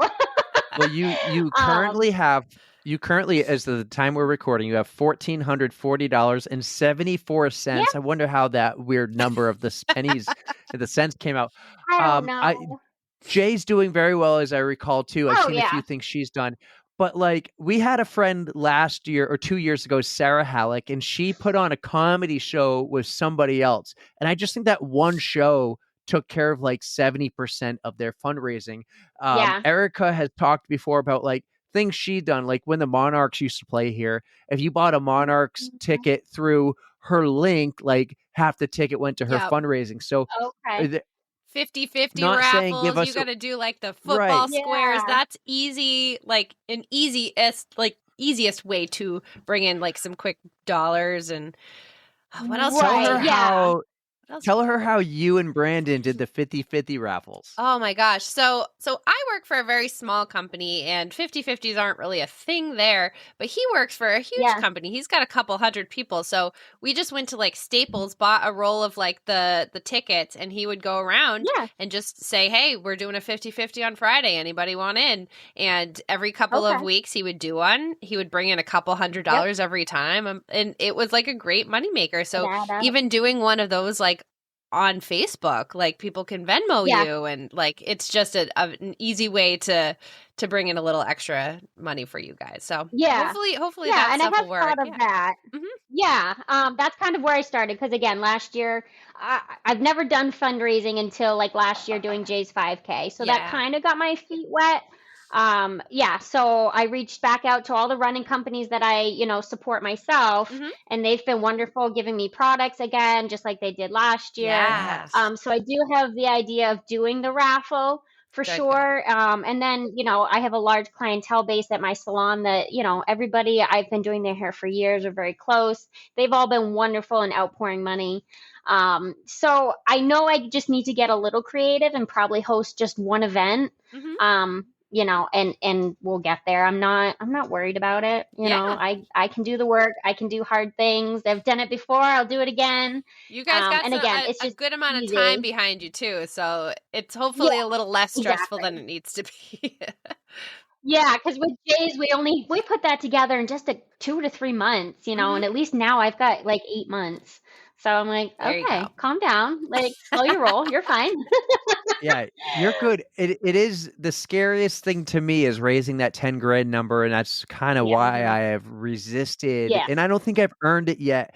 Unlike you and Jay, you've both earned it, but it is a scary number. But I feel like when you'll know when you're ready, and you are ready, and Jay is ready, and you're just determined to get it. So there'll be, you just become more and more creative in finding ways to fundraise versus just saying to your friends, hey, will you please give me money? You find fun ways to do it. Yes, exactly. And that's, I want to make it fun. And all of us runners, we love free stuff, so here's $10, here's $20. Like, I can win some stuff, You know, we love Yeah. running gear. Doesn't matter if we have it. We want 2 pairs of it. So, you know, that's kind of, you know, my running community I know is going to be a big part of supporting me in this. And again, everybody already knows the story. They know how dear it is to us. And, you know, this is something very new for me. I don't go around asking people for money. Normally, I'm the one giving. So you know, it's not like, oh, Same. here comes Justine. She's fundraising again, you know, so this will be a whole new endeavor, you know, and fresh for people. See, So people will remember the that goal is though to if make you're it the one fun. that's doing the giving. People will be like, "Oh, well, she gave to me. I mean, It's I time hope for me so. to give back." I So hope hopefully that'll so, you help. know. Yeah. Yep. I mean, yeah, I try and support those that need it. And hopefully now when this comes around, you know, my people show up. Good. Good, good, good. Hey, super random. I'm on your website and I'm looking at the list of everyone who's donated. It's just scrolling by and I see a Yep. name. Oh, there's Mrs. Justine Hayward. You donated $50. They tell Um, you to like start your fundraiser, and I was like, okay. but one name I saw that I know, but I don't know her that well, but is Katie Fredette. How do you know Katie Fredette? Oh yeah, Katie. So again, running community. Her and Tiffany Helling, we all used to run together a couple years ago. Actually, it was before COVID. Then COVID happened and kind of derailed everything, and we're all busy with life and kids, so we kind of got away from it. But we all do still chat. So she was just another one. I was like, you know, you run in Concord. You want to run together? That's cool. So, and she did raise money for Boston, and I helped her out with that. So, I've started picking her brain a little bit too. She's been helping me and giving me ideas. So, yeah, just trying to get information from people that have gone before me and done it. Be like, hey, what worked for you? You know, that's Yeah. how I'm going to learn. I grew up playing hockey with Ryan, her husband, Okay. and Yep. I haven't seen him since maybe we were 15, so over 20 years. Oh, wow. But one of her friends is my best friend's wife, and I've run into her at birthday parties and stuff. Always her. I never see Ryan; he's never there. But I Yeah. run into her, and I know that she's Ryan's wife, who is really Yes. good friends with my friend Steve's wife, Kelly. So I Okay. saw that name. I'm like, I know her. Yes. Yeah, she's a very dear friend of mine. That's so cool. Small world. Well, anyways, Yes. let's talk about training for the marathon. And when I went creeping through your Instagram photos, this is not my Instagram photo, but I noticed so many like winter running photos. So you are not shy about running outdoors in the cold and the snow. No. Oh yeah, the elements don't bother me because there was a kind of a winter where I like played around with like the different layerings and like what I need to stay warm and dry. Because I will go out in a blizzard before I run on a treadmill. Treadmills are not for me. I don't enjoy them. It's just boring as all get out, and so I don't want to do it. So I found the right gear for winter, and you know, and now I know like, okay, I need this. If it's below 30 degrees, I need these layers. If it's above 30, I need these layers. You know, so I figured out how to dress for the weather. Again, I'm like, okay, I know this jacket keeps me dry. I know these shoes keep my feet dry. So the weather doesn't bother me because in the winter, as soon as you get moving, you're warm, like if you're layered properly. So it doesn't bother me. Erica, does it bother you? I'm always freezing. I am like, I don't know what it is. I can run and I'll heat up, but then I'll like hit an equilibrium point where I just like stop getting warm and I just like cool right back off again.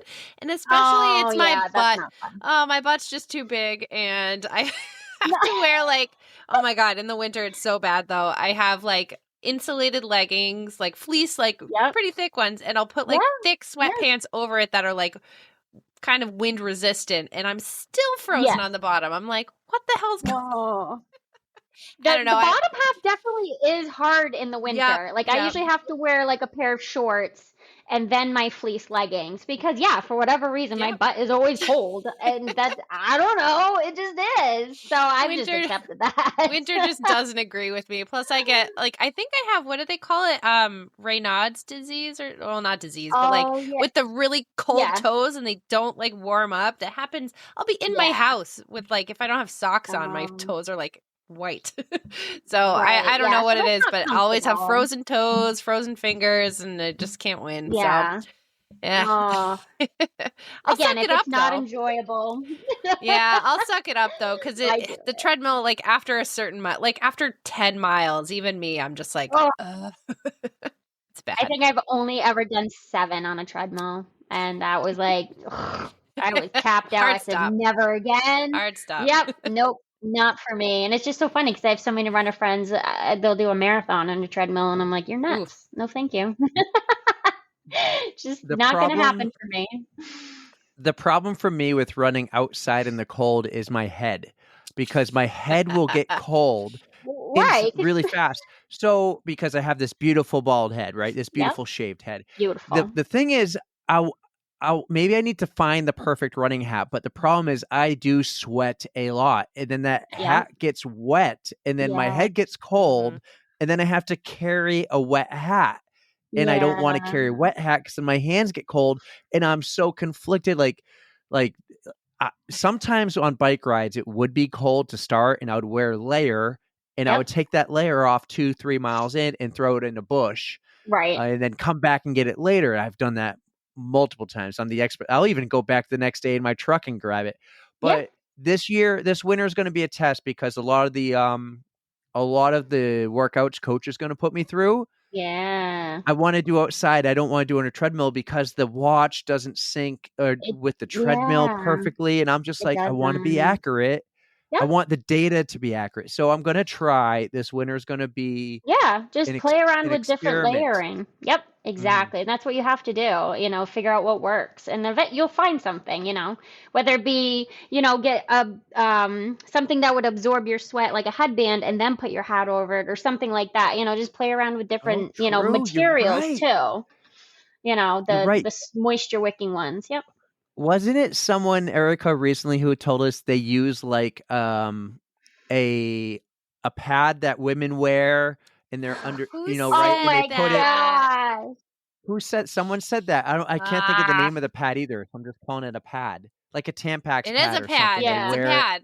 Oh Yeah. my God. I'm pretty sure there's other materials out there that'll wick the sweat away. That's not that. It's just But I funny. if you actually Oh, I think that, know you go for it. yeah, I actually know hockey referees it's who funny. wear the pad on their forehead, but you don't see it. I wear a skull cap, but again, um so yeah.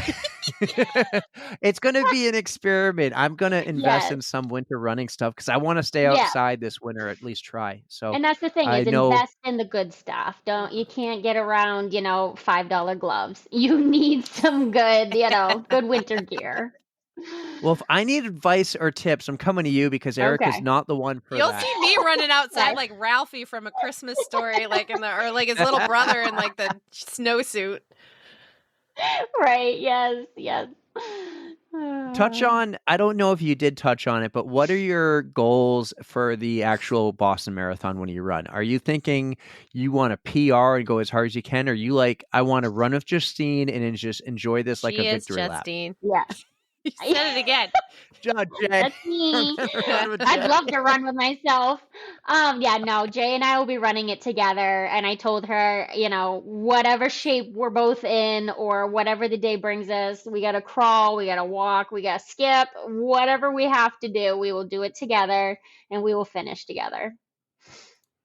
That's awesome. I can't wait. We will be there cheering Oh, I'm you so on. excited. And if you want to keep running by us, that's fine. If you want to stop and Oh, no, I have do a a feeling we'll be stopping, we'll be taking food. Oh, it's going to be a do a party. content piece.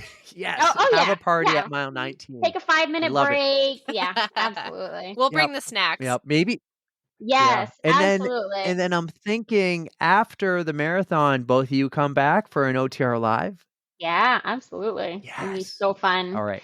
Talk about We it. will do everything we can to help the two of you continue to fundraise. Check show notes for the links and all that, and I'm sure we'll be pumping those tires come the new Yes. year. And Yeah. really, it's going to be pretty much on the runs. Is brought to you by the Justine and Jaye Dana Farber fundraising page. Fundraising. Thank you so much. All right, we don't need to be anywhere near done, but I am going to get to my big Instagram question. Do Okay. you remember though what my picture was last year when you were on with Mini Me, Nicole? My God, dude. See, Terrible with I'm names I'm today. s- I'm so flustered. I'm so Oh. well. You know what it is? No, this is what it is. When before you got in the room, Erica, I said, Justine, we did a sound test and Mhm. everything. I go, I'm gonna go downstairs, fill my water. Oh, you haven't had I water left this it whole down. time, and here I am, like I left. I drank like this Chugging it. whole thing. Like, oh man, Good I job. I'm a little verklempt. I need to. So Ashley asked me downstairs, can you go do this and do that? Grab these PJs, whatever. I do it all, and then we're up here halfway through. I'm like, I don't have my water, and my mouth is like Oh right no. now. I can hear like Yeah, get the so. So dry. ASMR. Do you remember though the picture from last year? Oh, I the don't, random picture? I don't think I remember. Do you Oh, remember? I do. Okay, you are gonna fill It us was in a after, good right? one. It was from your heyday when you were a badass on a motorcycle. Oh, my motorcycle. Yes. Yes. Oh, I loved that thing. Well, I changed it up and now I can Okay. share my screen. Oh, this is But good. earlier on the pod, we were saying like, who's this other running partner I'm going to ask you about? So I want to ask you about this boy. Oh, He's giving you a big, sloppy, wet Oh, my kiss with his tongue. boy. Got some tongue action there. Yes, yes. Oh, yes, that's my buddy. That's Miles. What? Hold on a second. I knew it. I knew it. His name is Miles? His name is Miles. All right. So next year, okay, I've been trying really hard to think of what I'm going to call this our media company, Justine. And I even just had this conversation today. Our cat's name is Miles, and I am Oh, seriously considering Miles Media. yes, I love it. I support it. Yes. Oh, yes, my dog could be the poster child. Oh, he's my boy. Yeah, we got him in 2019. And he was a rescue from down south. He's the sweetest thing.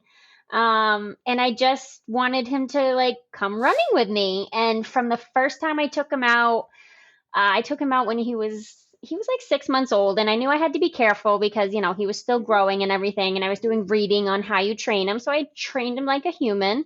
We would just do a mile at a time for a long time, and he was made to run.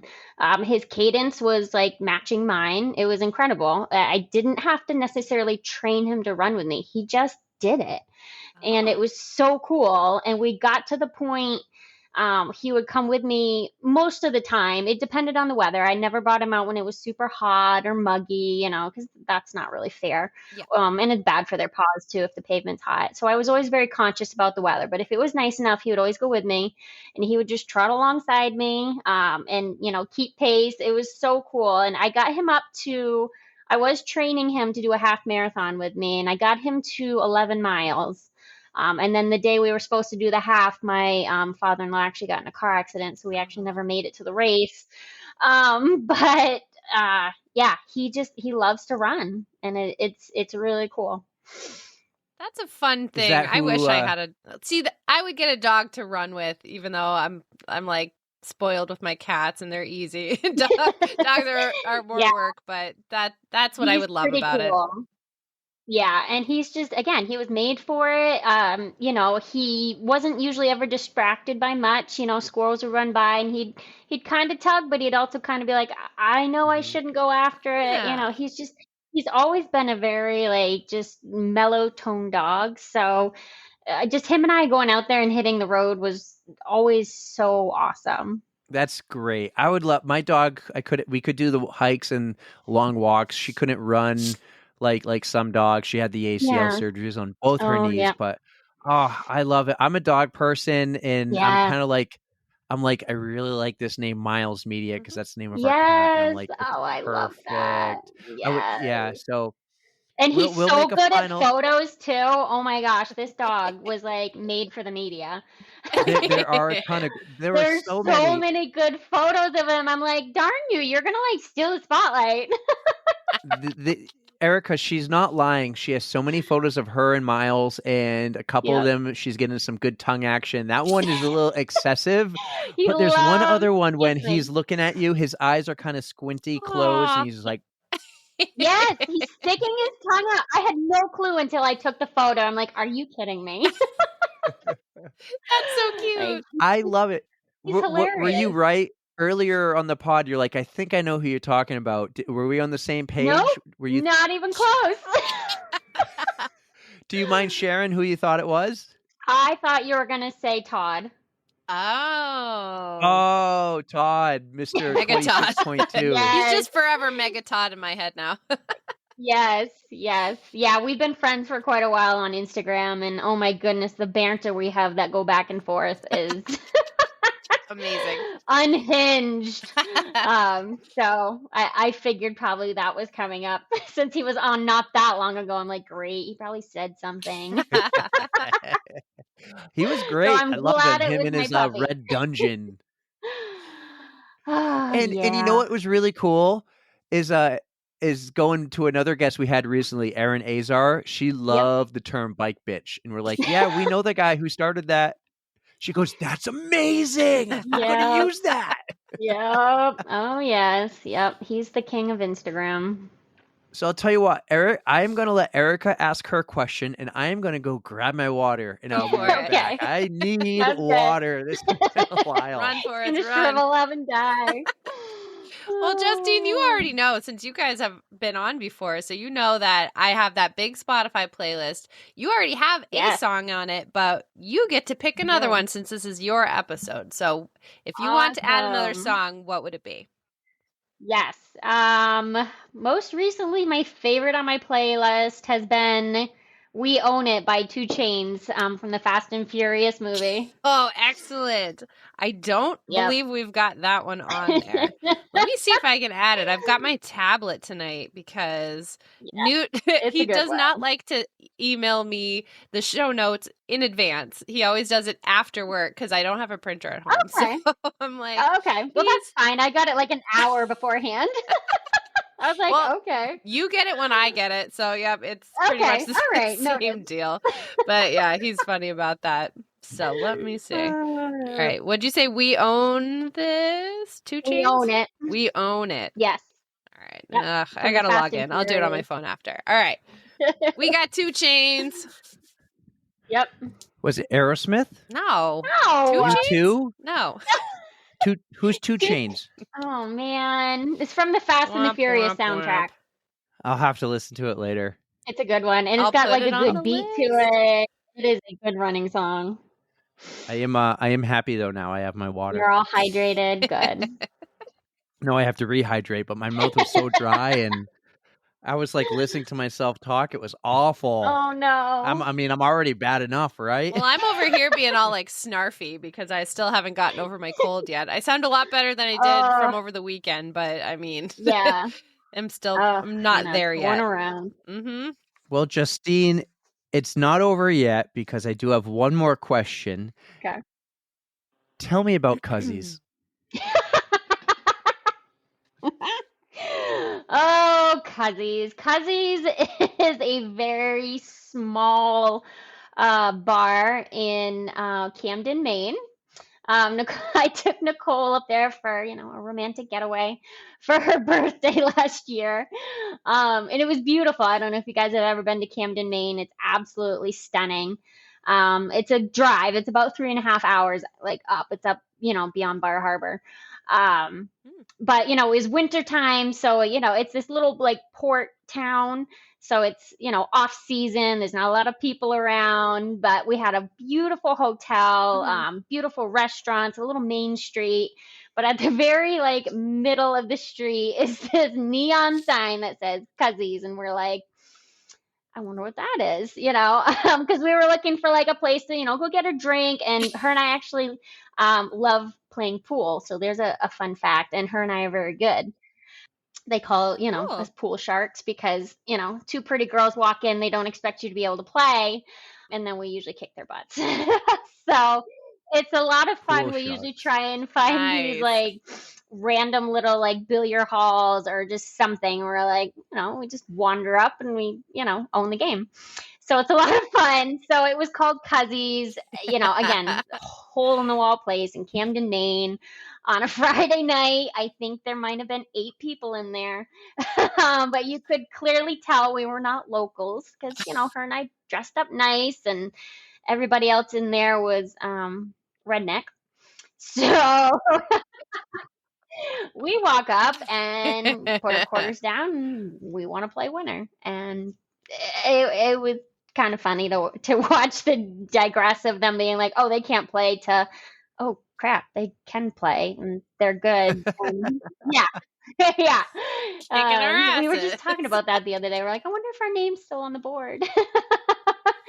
Again, just that silly, random, fun stuff her and I always find. We find the most random places, but no matter what we do, we always have so much fun.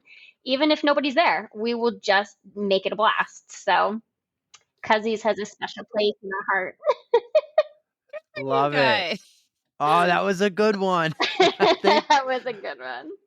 This was a blast. Like It's always fun with you guys. You guys do a great job.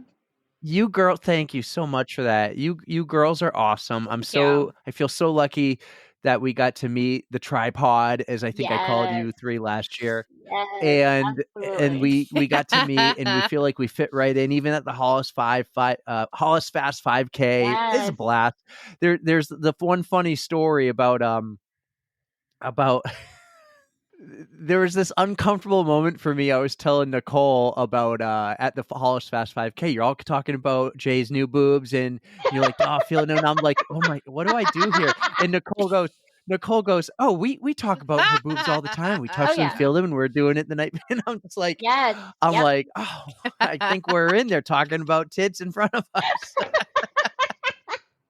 Oh yes, yeah. Jay has no shame. The the other day, her and I were talking and like talking about fundraising and whatever, and so she has her surgery at the end of December for her real ones, and so she still has her expanders in and they're plastic. So I said, "Can you please calm your plastic tits? Like this is not the end of the world. Like it's just you have to make humor out of it." And she's such a good sport about it. Like because that's the easiest way to, get over these things. And, the Yeah. awkward things, the hard things. You're always bring humor into it. And, she's a good sport about it.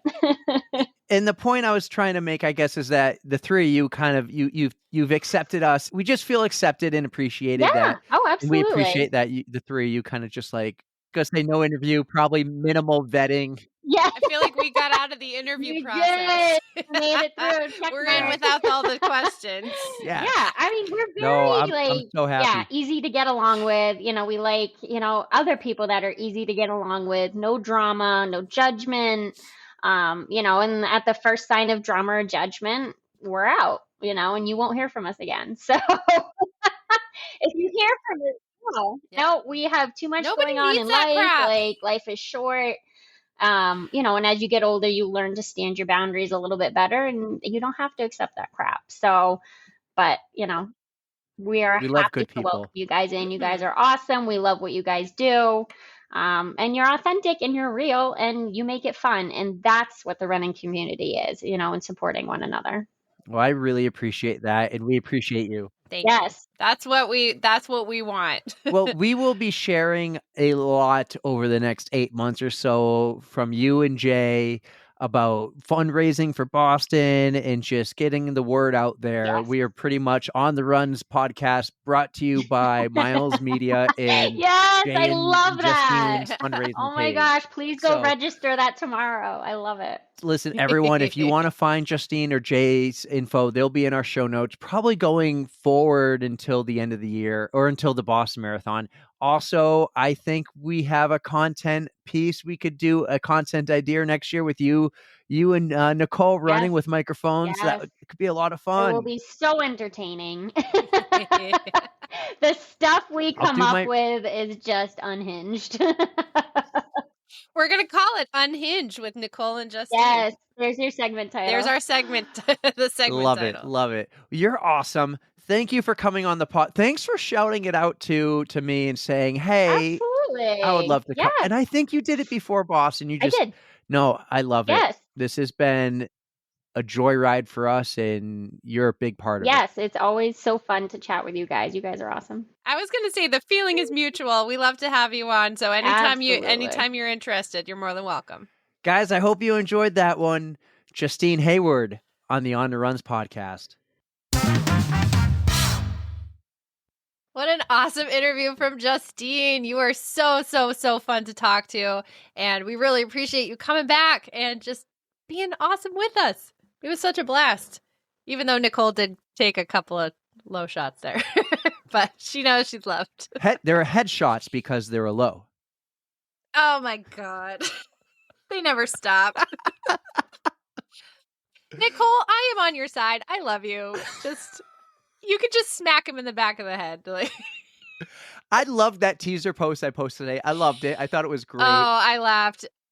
She was dishing it out on that too. She's like, he fears me, and I was like, they're still going. Should. Her and some girl Sammy are still going at it or something. Yep.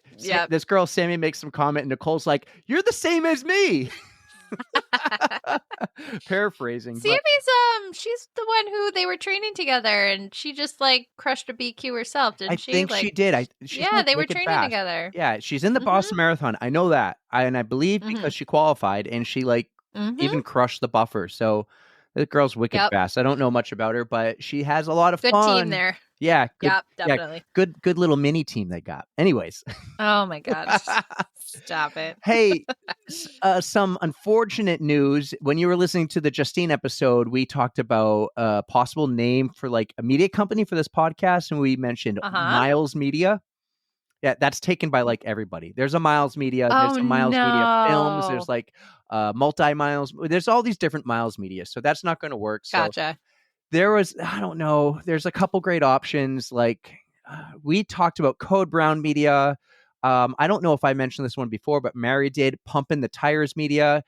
I love it, but it's too many words. So it's still a project for me to master in December. If any of you guys have a thought or a great suggestion, just send it my way. Send it. Mini Media. Workshop this, man. Mini Media for Nicole. Mini Media. That could be hers. Yeah, Mini Media. I love it. I hope she runs you into the ground. Oh my God. Watch. All right. I'll give you an update next week if I'm alive. But yeah. So, yeah, I am very interested to see that. We'll save your bi-weekly coaching recaps. We'll catch up next week.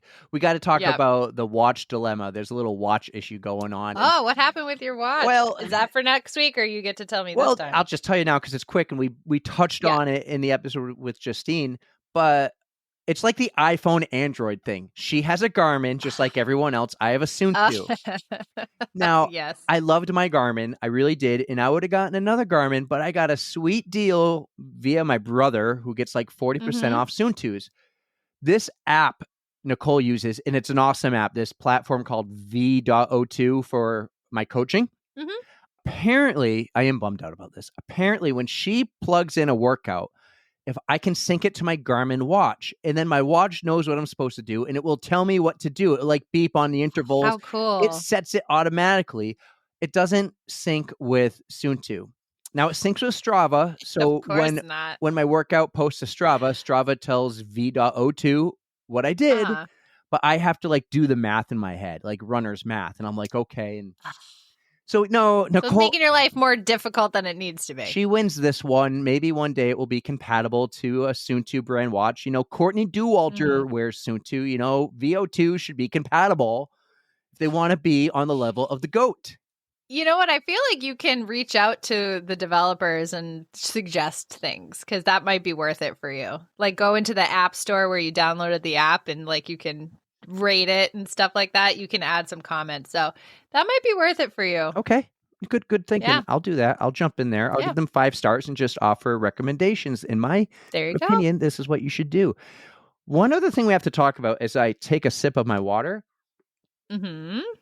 When I left the room to go grab a water during Justine's episode, you two talked about me for a little bit and you gave me you gave me a hard time a little bit about what did we talk about?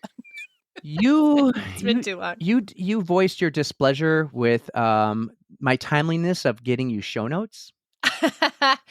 And you did so much better this week. So, round of applause. I appreciate you actually getting them during my work hours so I can print them. I like the hard copies, man. Like It's a lot I like of to work. write stuff down, make notes. I know it is. It's a lot of but work. So I really appreciate the extra work you put in to get them in my hands sooner. So next week's guest, not dropping next week, but who we are recording with next week is someone you got. So I think you should do the notes and send them to me on time, and I will print them at work.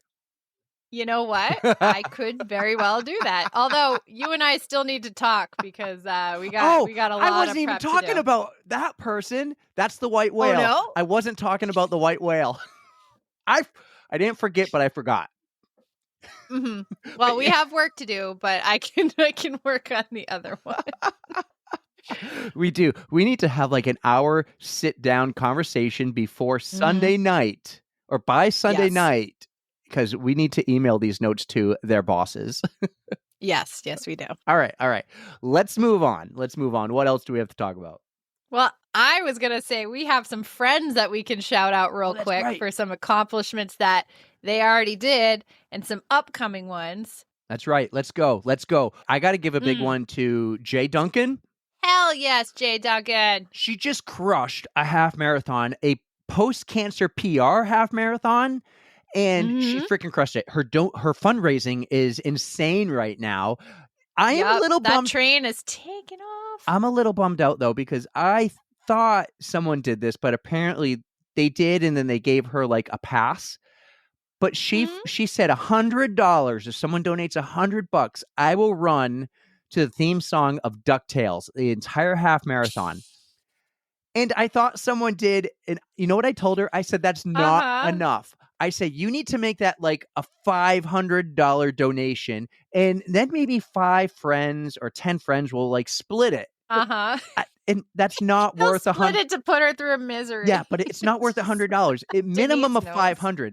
How funny would that be? Just running the whole time to DuckTales. Woo! Oh my God. Well, Denise had to hear that 7,000 times when she did Dopey. So, poor Jaye. I mean, it didn't happen, right? So she didn't have to go through that. I don't think it did. That just sounds awful.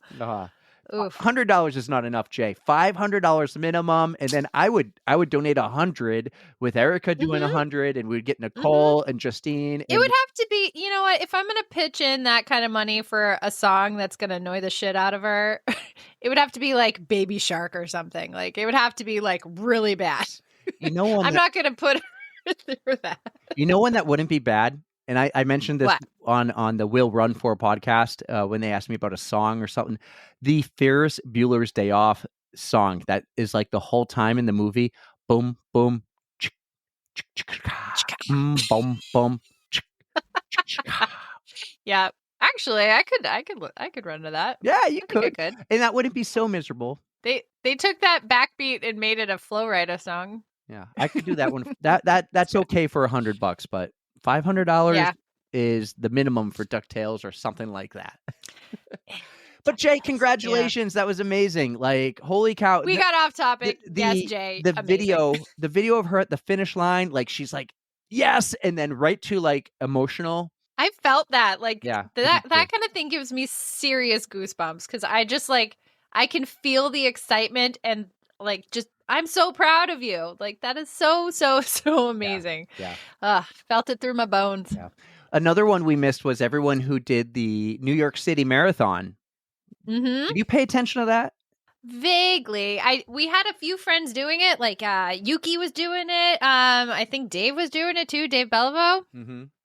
Who else was doing it? Mike, Magic Mile Mike. Magic Mile Mike. Casey Neistat I can't wait to again. Okay. I don't know if you know. I can't wait to see. Yeah, we've been over this. Okay. Yeah, you showed me a bunch of his videos, but I can't wait to see how that scavenger hunt came out with Magic Mile Mike because that's going to be amazing. Yeah. He actually chose one of my things because I think I just put at least 10 dogs, and that's real easy to do. So. I wonder if he mine chose out of the mine. hat. I don't know if he chose mine. I know it wasn't in the first 20, and he did 40 things, right? Or what? No, he did 26. 26. It wasn't in his Yeah, first 13. 22. I wonder. I told him to go out there and act like a college Division I varsity ribbon twirler. So That wouldn't have been too terrible to no. do. I But yeah. I was on an I airplane. think he chose one of Mary's too. But it was a lot of fun keeping up with his stuff. Can't wait to see the finished. I wasn't able to like follow the feed because that was my travel day. I flew that day, but I followed everyone through social media, and I want to mention 3. All right. So Yes. 1, Aaron Azar was there, and they did like a live podcast from the sidelines of the marathon, and they would chase after some people who they knew. They chased after Casey Neistat, and she was like, "Casey, when are the daily vlogs going to come back?" And he just kept going.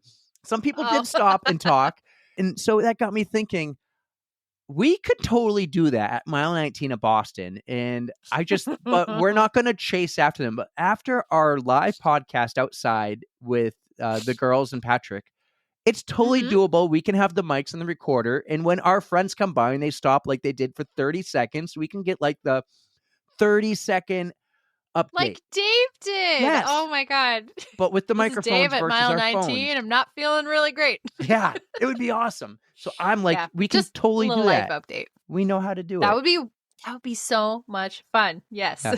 The other person I want to shout out is also an Erin. Erin from Will Run For was there. Did you see her post? Did you see what she dressed up as? She was it a piñata? She was a piñata. Yeah. How cool was that? Oh, that was wicked cool. I We think they should let do that people next hit year them. for Boston. You can Oh. dress up. Well, I'm not dressing as a piñata. I don't want to get hit. But I would dress up. Like, I've saw people in like the inflatable like dinosaur costumes and stuff like that. You would so. have to be a wacky, be wavy, blessed. inflatable tube man. Easy. That's what you got to do. Good You already Yeah. have it. And maybe you can get your new best friend to come out dressed as one too. job. Be like, hey, new best friend, you can come with me and be one of Brittany. us in this suit, my and no one will know it's God. you. Oh my God. Could that actually happen? Brittany, what are you doing on April what? What date's Boston? Well, we'll keep that. We'll table it. We'll keep it in the back of our minds because that would be really freaking fun. Cool podcast fact that might happen is the Boston Marathon is actually on April 15th, tax day. Oh. The next day, at the pace we're going, because I am way into our calendar, right? Yeah, you are. The next day will be episode 100. No freaking way. Yeah, episode 100. Are we gonna have somebody big? We gotta plan this out, man. Got to work on it. I'm working on it, but I'm also kind of like, could 100 just be a live show from Boston? Yeah. Why Yeah. not? Could be. Lots of options. If we get like a big crowd at mile 19, I would be down for that. I know I want to get big guests or big numbers, but the biggest guests in our lives are our friends of the pod and our lovers of the pod who we've already had on. Yeah. So that could be an epic episode. What a blast. Yeah. Yes, I am on board. I am 100% on board. New York looked really cool. I want to be there, and we can make it happen if like just things work out. We can be there and support. My sister lives in the city. We got a place to stay with her, and that could be a lot of fun unless we run it. So so on the heels of New York City, which Rory, Mr. The Rullet, also ran because he's a machine. He is doing Philly this coming weekend with a bunch of pod fam also. So we got to shout out the pod fam who's going to be running. We've got Justine and Nicole, the wonderful duo. We've got Sherry. She's going to be there for the half, I think. You guys have to connect. Yes, absolutely. And then Rory, this is, I think, his last big marathon for the year because dude's got to slow down a little bit. He's just on a freaking roll. He's crushing it. Yeah, he had Chicago, New York, and now Philly. So his van caught on fire the other day. I saw that. It's like a work Did he get van. hit? I think he got in an accident, and I think someone else hit his car. And as he's outside the car, like getting insurance information, his van just started to catch on fire. What a nightmare. Yeah. Well, glad everything's okay. Hopefully everyone was okay. There were no injuries, but that's just rough. But anyways, Philly. One more, back to New York. One more shout out I want to get as I'm going over all my notes. Yeah. Allie Feller, you know Allie Feller, the Allie on the Run show. She did TV, and I'm watching like all the clips of it. She was awesome on TV, like a natural, like so Do you freaking know who good. she got to get? Like, she got to be on TV with? I do. That's where I was going with this. Ugh. Who is her co-host?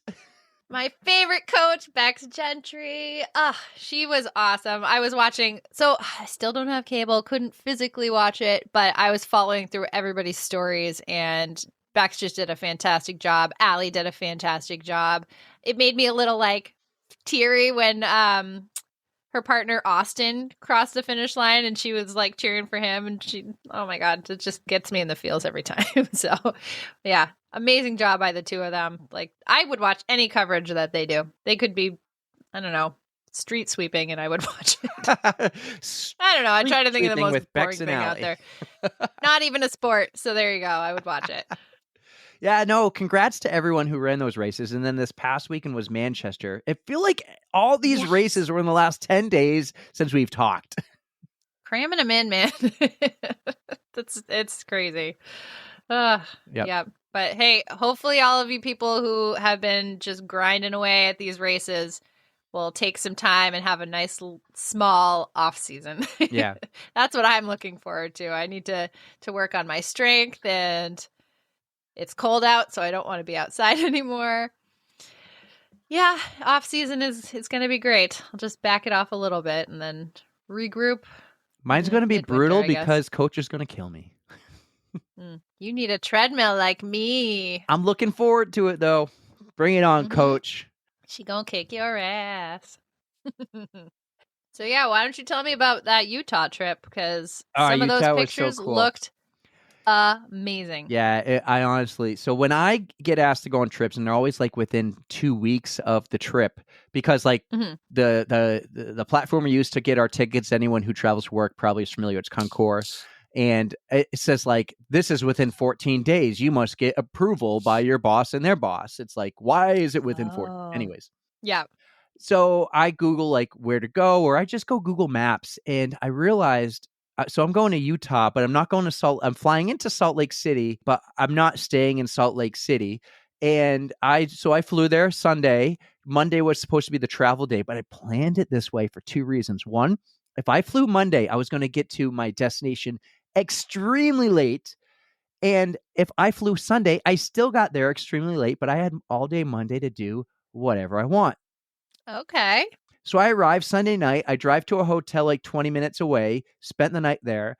The next day, I drove 4 hours straight past my hotel that I was supposed to stay at for another hour and a half to Arches National Park in Moab, Utah. And I'm like, I got one day to do this. So I drive in. The entire drive there was just amazing. Like, you're in the desert, but you're in canyons the entire time. I've never seen any scenery like this. So Salt Lake City, that area was just it was flat with some really big rugged mountains. But once you get past those mountains, I got off the highway and I had to go down this like 2-lane road for hours and hours, well over 100 miles up and over this big pass. And just, it was like, wow. It was dangerous, like wanting to take photos and wanting to be like, oh my God, oh my God, oh my God. And I would take some photos, but really I just took it in. I finally got to Arches National Park, and this place is just beautiful. It's not as big as you would think. It's huge, but just next door is Canyonlands National Park, and it's like 10 times the size. Okay. But Arches has this arch called the Delicate Arch. That's the arch on their license plate. Just like we have the Old Man on the Mountain, and the Old Man on the Mountain one day, he fell about 20 years ago. This arch, like these arches will eventually fall one day, but there'll be new ones, as I've learned. Like you can see new ones forming in the in the rocks. Like, it just has to do with the rain and the weather. Now, that new one that's forming might not be there for another like 500 years. And these ones that are going to fall might not fall for another 500 years, but they will. And they will look different in 50 years, a little by little by little. But this one Delicate Arch, I asked the guy at the gate, if I can see one arch, if I only have time to see one, which one? So he told me go see Delicate. So I drive through this road that goes to the park, and I stopped a bunch of times, took pictures of this, took pictures of Balance Rock, and you're like, how is that thing sitting on there? And it even seemed like it weighs 37 tons or whatever. I'm like, how do they know that? Right. Right. But I get to the Delicate Arch, and there's two ways to see this. One, if you're not in shape to go on a decent hike, you can go to some parking lot and like walk 100 feet and see it from afar, like really far. Hmm. The other option is a hike. So I went hiking. It was a 5K. It was 5.4 miles out and back. So it was like Mhm. 1.3 each way. And what's amazing to me is I was already at 5,000 feet elevation. Yeah. I didn't feel the elevation, but I'm just kind of like, it's high, but it didn't have much vert. Gotcha. This place is just so cool because when you approach it, you're walking on a this ledge. It's like 6 feet wide. It's pretty wide, but a lot of people were nervous too. But then there's this huge wall to your right, and when you get to the end of the wall and you're going up, and like if you fall to the left, you're dead. Like that's the thing, you're dead. And Okay. once you wrap this corner, it's just like, oh my God, holy cow. You need to stop and take a moment and you just sit down and enjoy it and look at it. And I sat there for probably 30 minutes in just in awe of this arch. Hmm. It was so cool. Nature's beauty, man. So I walk back Something and else. I do the rest of the hikes, and I do another one called Sand Dune and Broken Arch. Impressive still, very impressive. On Broken Arch, though, I remember looking at the map and being like, it looks like a loop. Well, eventually, I am trying to come back and I am off trail and I am lost. And the sun is setting, and I'm like, Uh-oh. Eric gets lost in the desert and it's going to drop to like 30 degrees, and you're just going to hear this story of the news. New Hampshire podcaster dies in Arches National Park. Oh, shit. Right. Right. And so, but you know what saved me? As we were just Hmm. talking some trash on watches, but my watch saved me because I was able to look at my map and I'm like, I walked over there. If I just continue to walk straight, I'm going to get right back to where I was at one point. And I eventually found the trail I was on and made my way back. Oh, that's good. Right. It was cool because So Soon Too has some redeeming qualities. if I were to say there's one negative thing about this national park compared to what we're used to hiking is where we hike in New England, there are so many trail markers. Mm. There's very few trail markers, and I just want to think it's because they don't want to paint or whatever. Because in New Hampshire, when you're walking on these trails, there'll be paint about the size of your hand or a brick on a tree or on the ground, and it will always be color coded, and you'll know you're on the right trail. And it's like every 100 Yeah. yards. There was none of that. There was a couple occasional little signs. It was very easy on all the trails at some points to be like in the middle of this big rock area, and you don't know what way to go. So I'm not stupid, guys, and got lost. It just was like, what direction You do I go? avoided it. Good job. But what does my smart ass do after almost getting lost in the dark to see an arch? Do tell. I went to go see another arch in the dark, and it was so worth it. But I am walking back. Thankfully, the trail was very well, not marked, but just it was very well known what this trail, you were on a trail. And on the entire way back, I had to use my cell phone as a light, but it was worth it. And I saw this one arch called Landscape Arch, and it was very long and it was very cool. So, well, I'm glad you had a good time and you didn't get lost in the desert. well, get this. Here's the bonus. The next day, work was awesome. It was a super long day, 14 hours. It was like a mini video movie shoot as we were getting marketing footage, and there was all these guys dressed as soldiers, and just the scenery was so cool. We got all our work done that day. We're supposed to be there for 2 days. So the two people I traveled with who came from the Portland office, Shannon and Nick, like, what are we going to do? Well, I have an idea. My Arches pass is good for 7 days. So we went back to Arches, and thank God, because you know what? That place is too amazing to try to fit in one day. And we had so much fun. We're doing handstands that were a little dangerous at times in front under these arches. We were doing like funny poses. I proposed to Shannon, then she proposed to me under Delicate Arch. It was just like awesome. It was so much fun. We're doing pictures of like you're holding the balance rock in the air like a baby or whatever, or a football.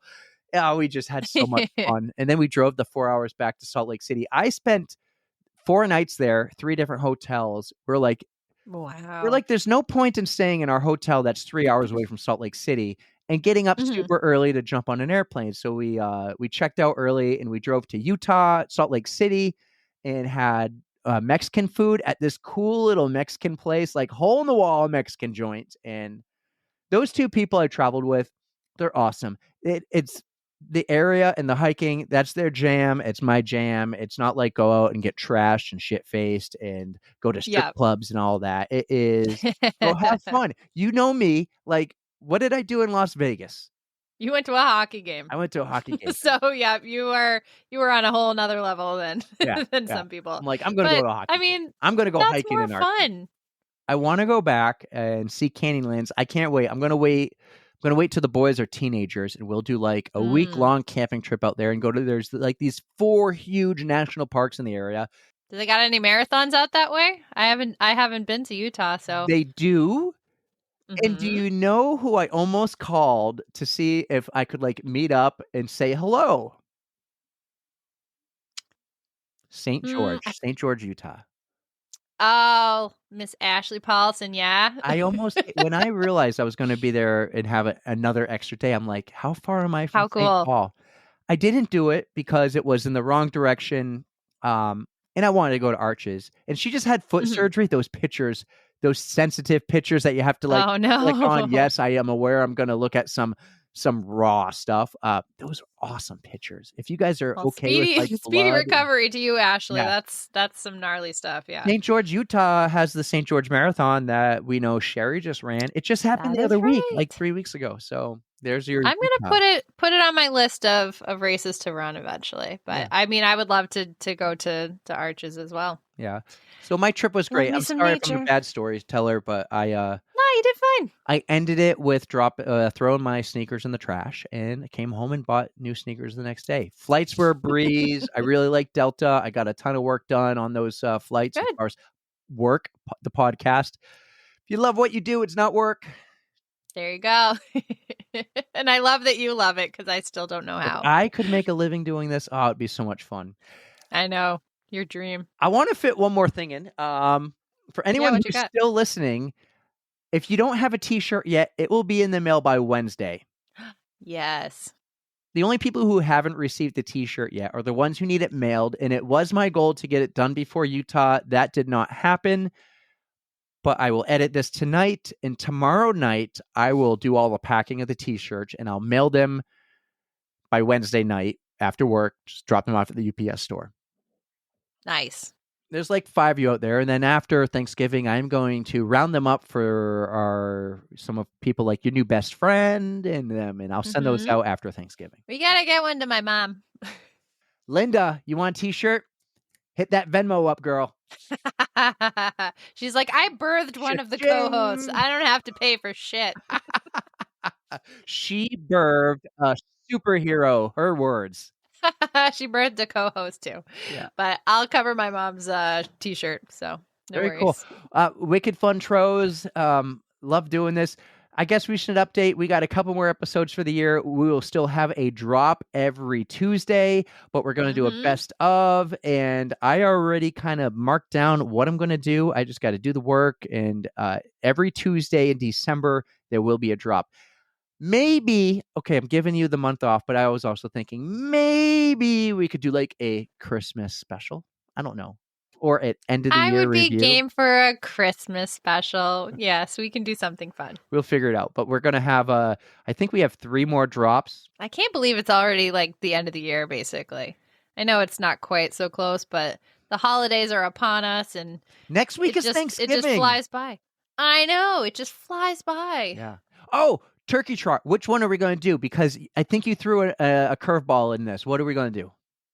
Well, Jaye brought up a different one in Brookline, but I don't know. That one is very small and it sells out, and I have no idea how many spots are left. So we got to see if anybody else is interested and then kind of feel out which one's going to work out best. All right. Brookline. But I would be down for either one. Okay, cool. We'll have to find out. We'll know hopefully by the Soon. next pod. I hope so too. Because then we're gonna run out of time. I do like the option of signing up at the race, so that would be Nashua. But I want to see Jaye. And I also like Nashua just because it's very, very, very close to my house. Yeah. But Jaye, if you're listening, you can poke at him and be like, just do it. Screw your gamma phobia. Yeah. If any of you want to make a donation to Jaye or Justine, you can find their links in the show notes. And I'm just going to repeat that every episode until the Boston Marathon. So they will always be in our show notes for Justine and Nicole. As I joke, this podcast is brought to you by Justine and Nicole's fundraising pages for the Boston Marathon. All right. Hey, anything we can do to help, because it's for a very, very worthy cause. So we are all over the track. So guys, thank you so much. Don't forget, follow us on Instagram, subscribe to that YouTube channel. A few more things dropped this past week. That would be Larson and our entire intro from episode 81. And if you know how, because I don't even know how, because I'm not an Apple guy, but leave us a 5-star review and a rating, because apparently that helps us out a lot. So I really appreciate it. Thank you. And just keep sharing the podcast. Honestly, you guys are rock stars. You're awesome. Thank you so much for being friends of the pod. Ooh, before we go, okay. I have one more thing to add. Well, this will only take a second, but I am one of the newest ambassadors for Alter Ego Running. How Really? cool is this? Like, check out my new hat, man. Wah. Okay. I'm a new ambassador. Okay. So if anybody wants any discount codes for Alter Ego, use code Sunny E. What was that again? Sunny E, like Sunny Sunny E. D, but Sunny E. Oh! For me. Look at my T-shirt, Sundrop. I know, it's very fitting, but yeah, I'm really, really stoked to be a new ambassador for them. They have a lot of awesome stuff. Can a podcast be an ambassador? Is that a thing, or does it have to be like we have our? I feel like Instagram I'm bringing you with me. I'm like reeling you in. So yeah, we're gonna work on our reach next year. I don't know, I don't even know if that's what we want to do. If a podcast wants to be an ambassador, but yeah, Alter Ego. If Erica does a kick-ass job, sponsor us. I don't know. I mean, I'm pretty much taking you along for the ride. So I hope so. I hope so. So I appreciate all the help. Enough shameless plugs. So, I mean, yeah, we've been talking your ear off for quite a while now, and we've had that awesome episode with Justine. So let's wrap this up, you guys. Great episode. All right, guys. Well, thank you so much for listening. You're all rock stars. I love you, and I know Erica does too. Yes, I was just gonna say I love you more. We hope you have a wonderful week, and don't forget to stretch. 3, 2, 1.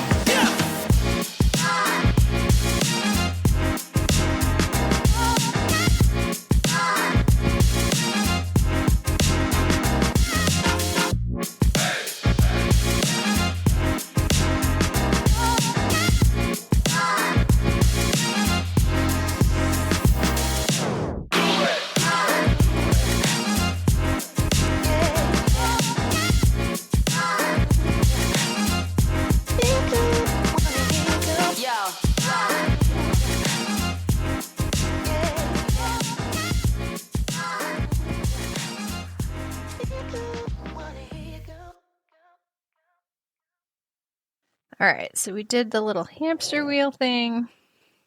Oh, my life updates are boring. Guess who just liked my story? Nicole or Justine? Wait, who? Matt Whipplers.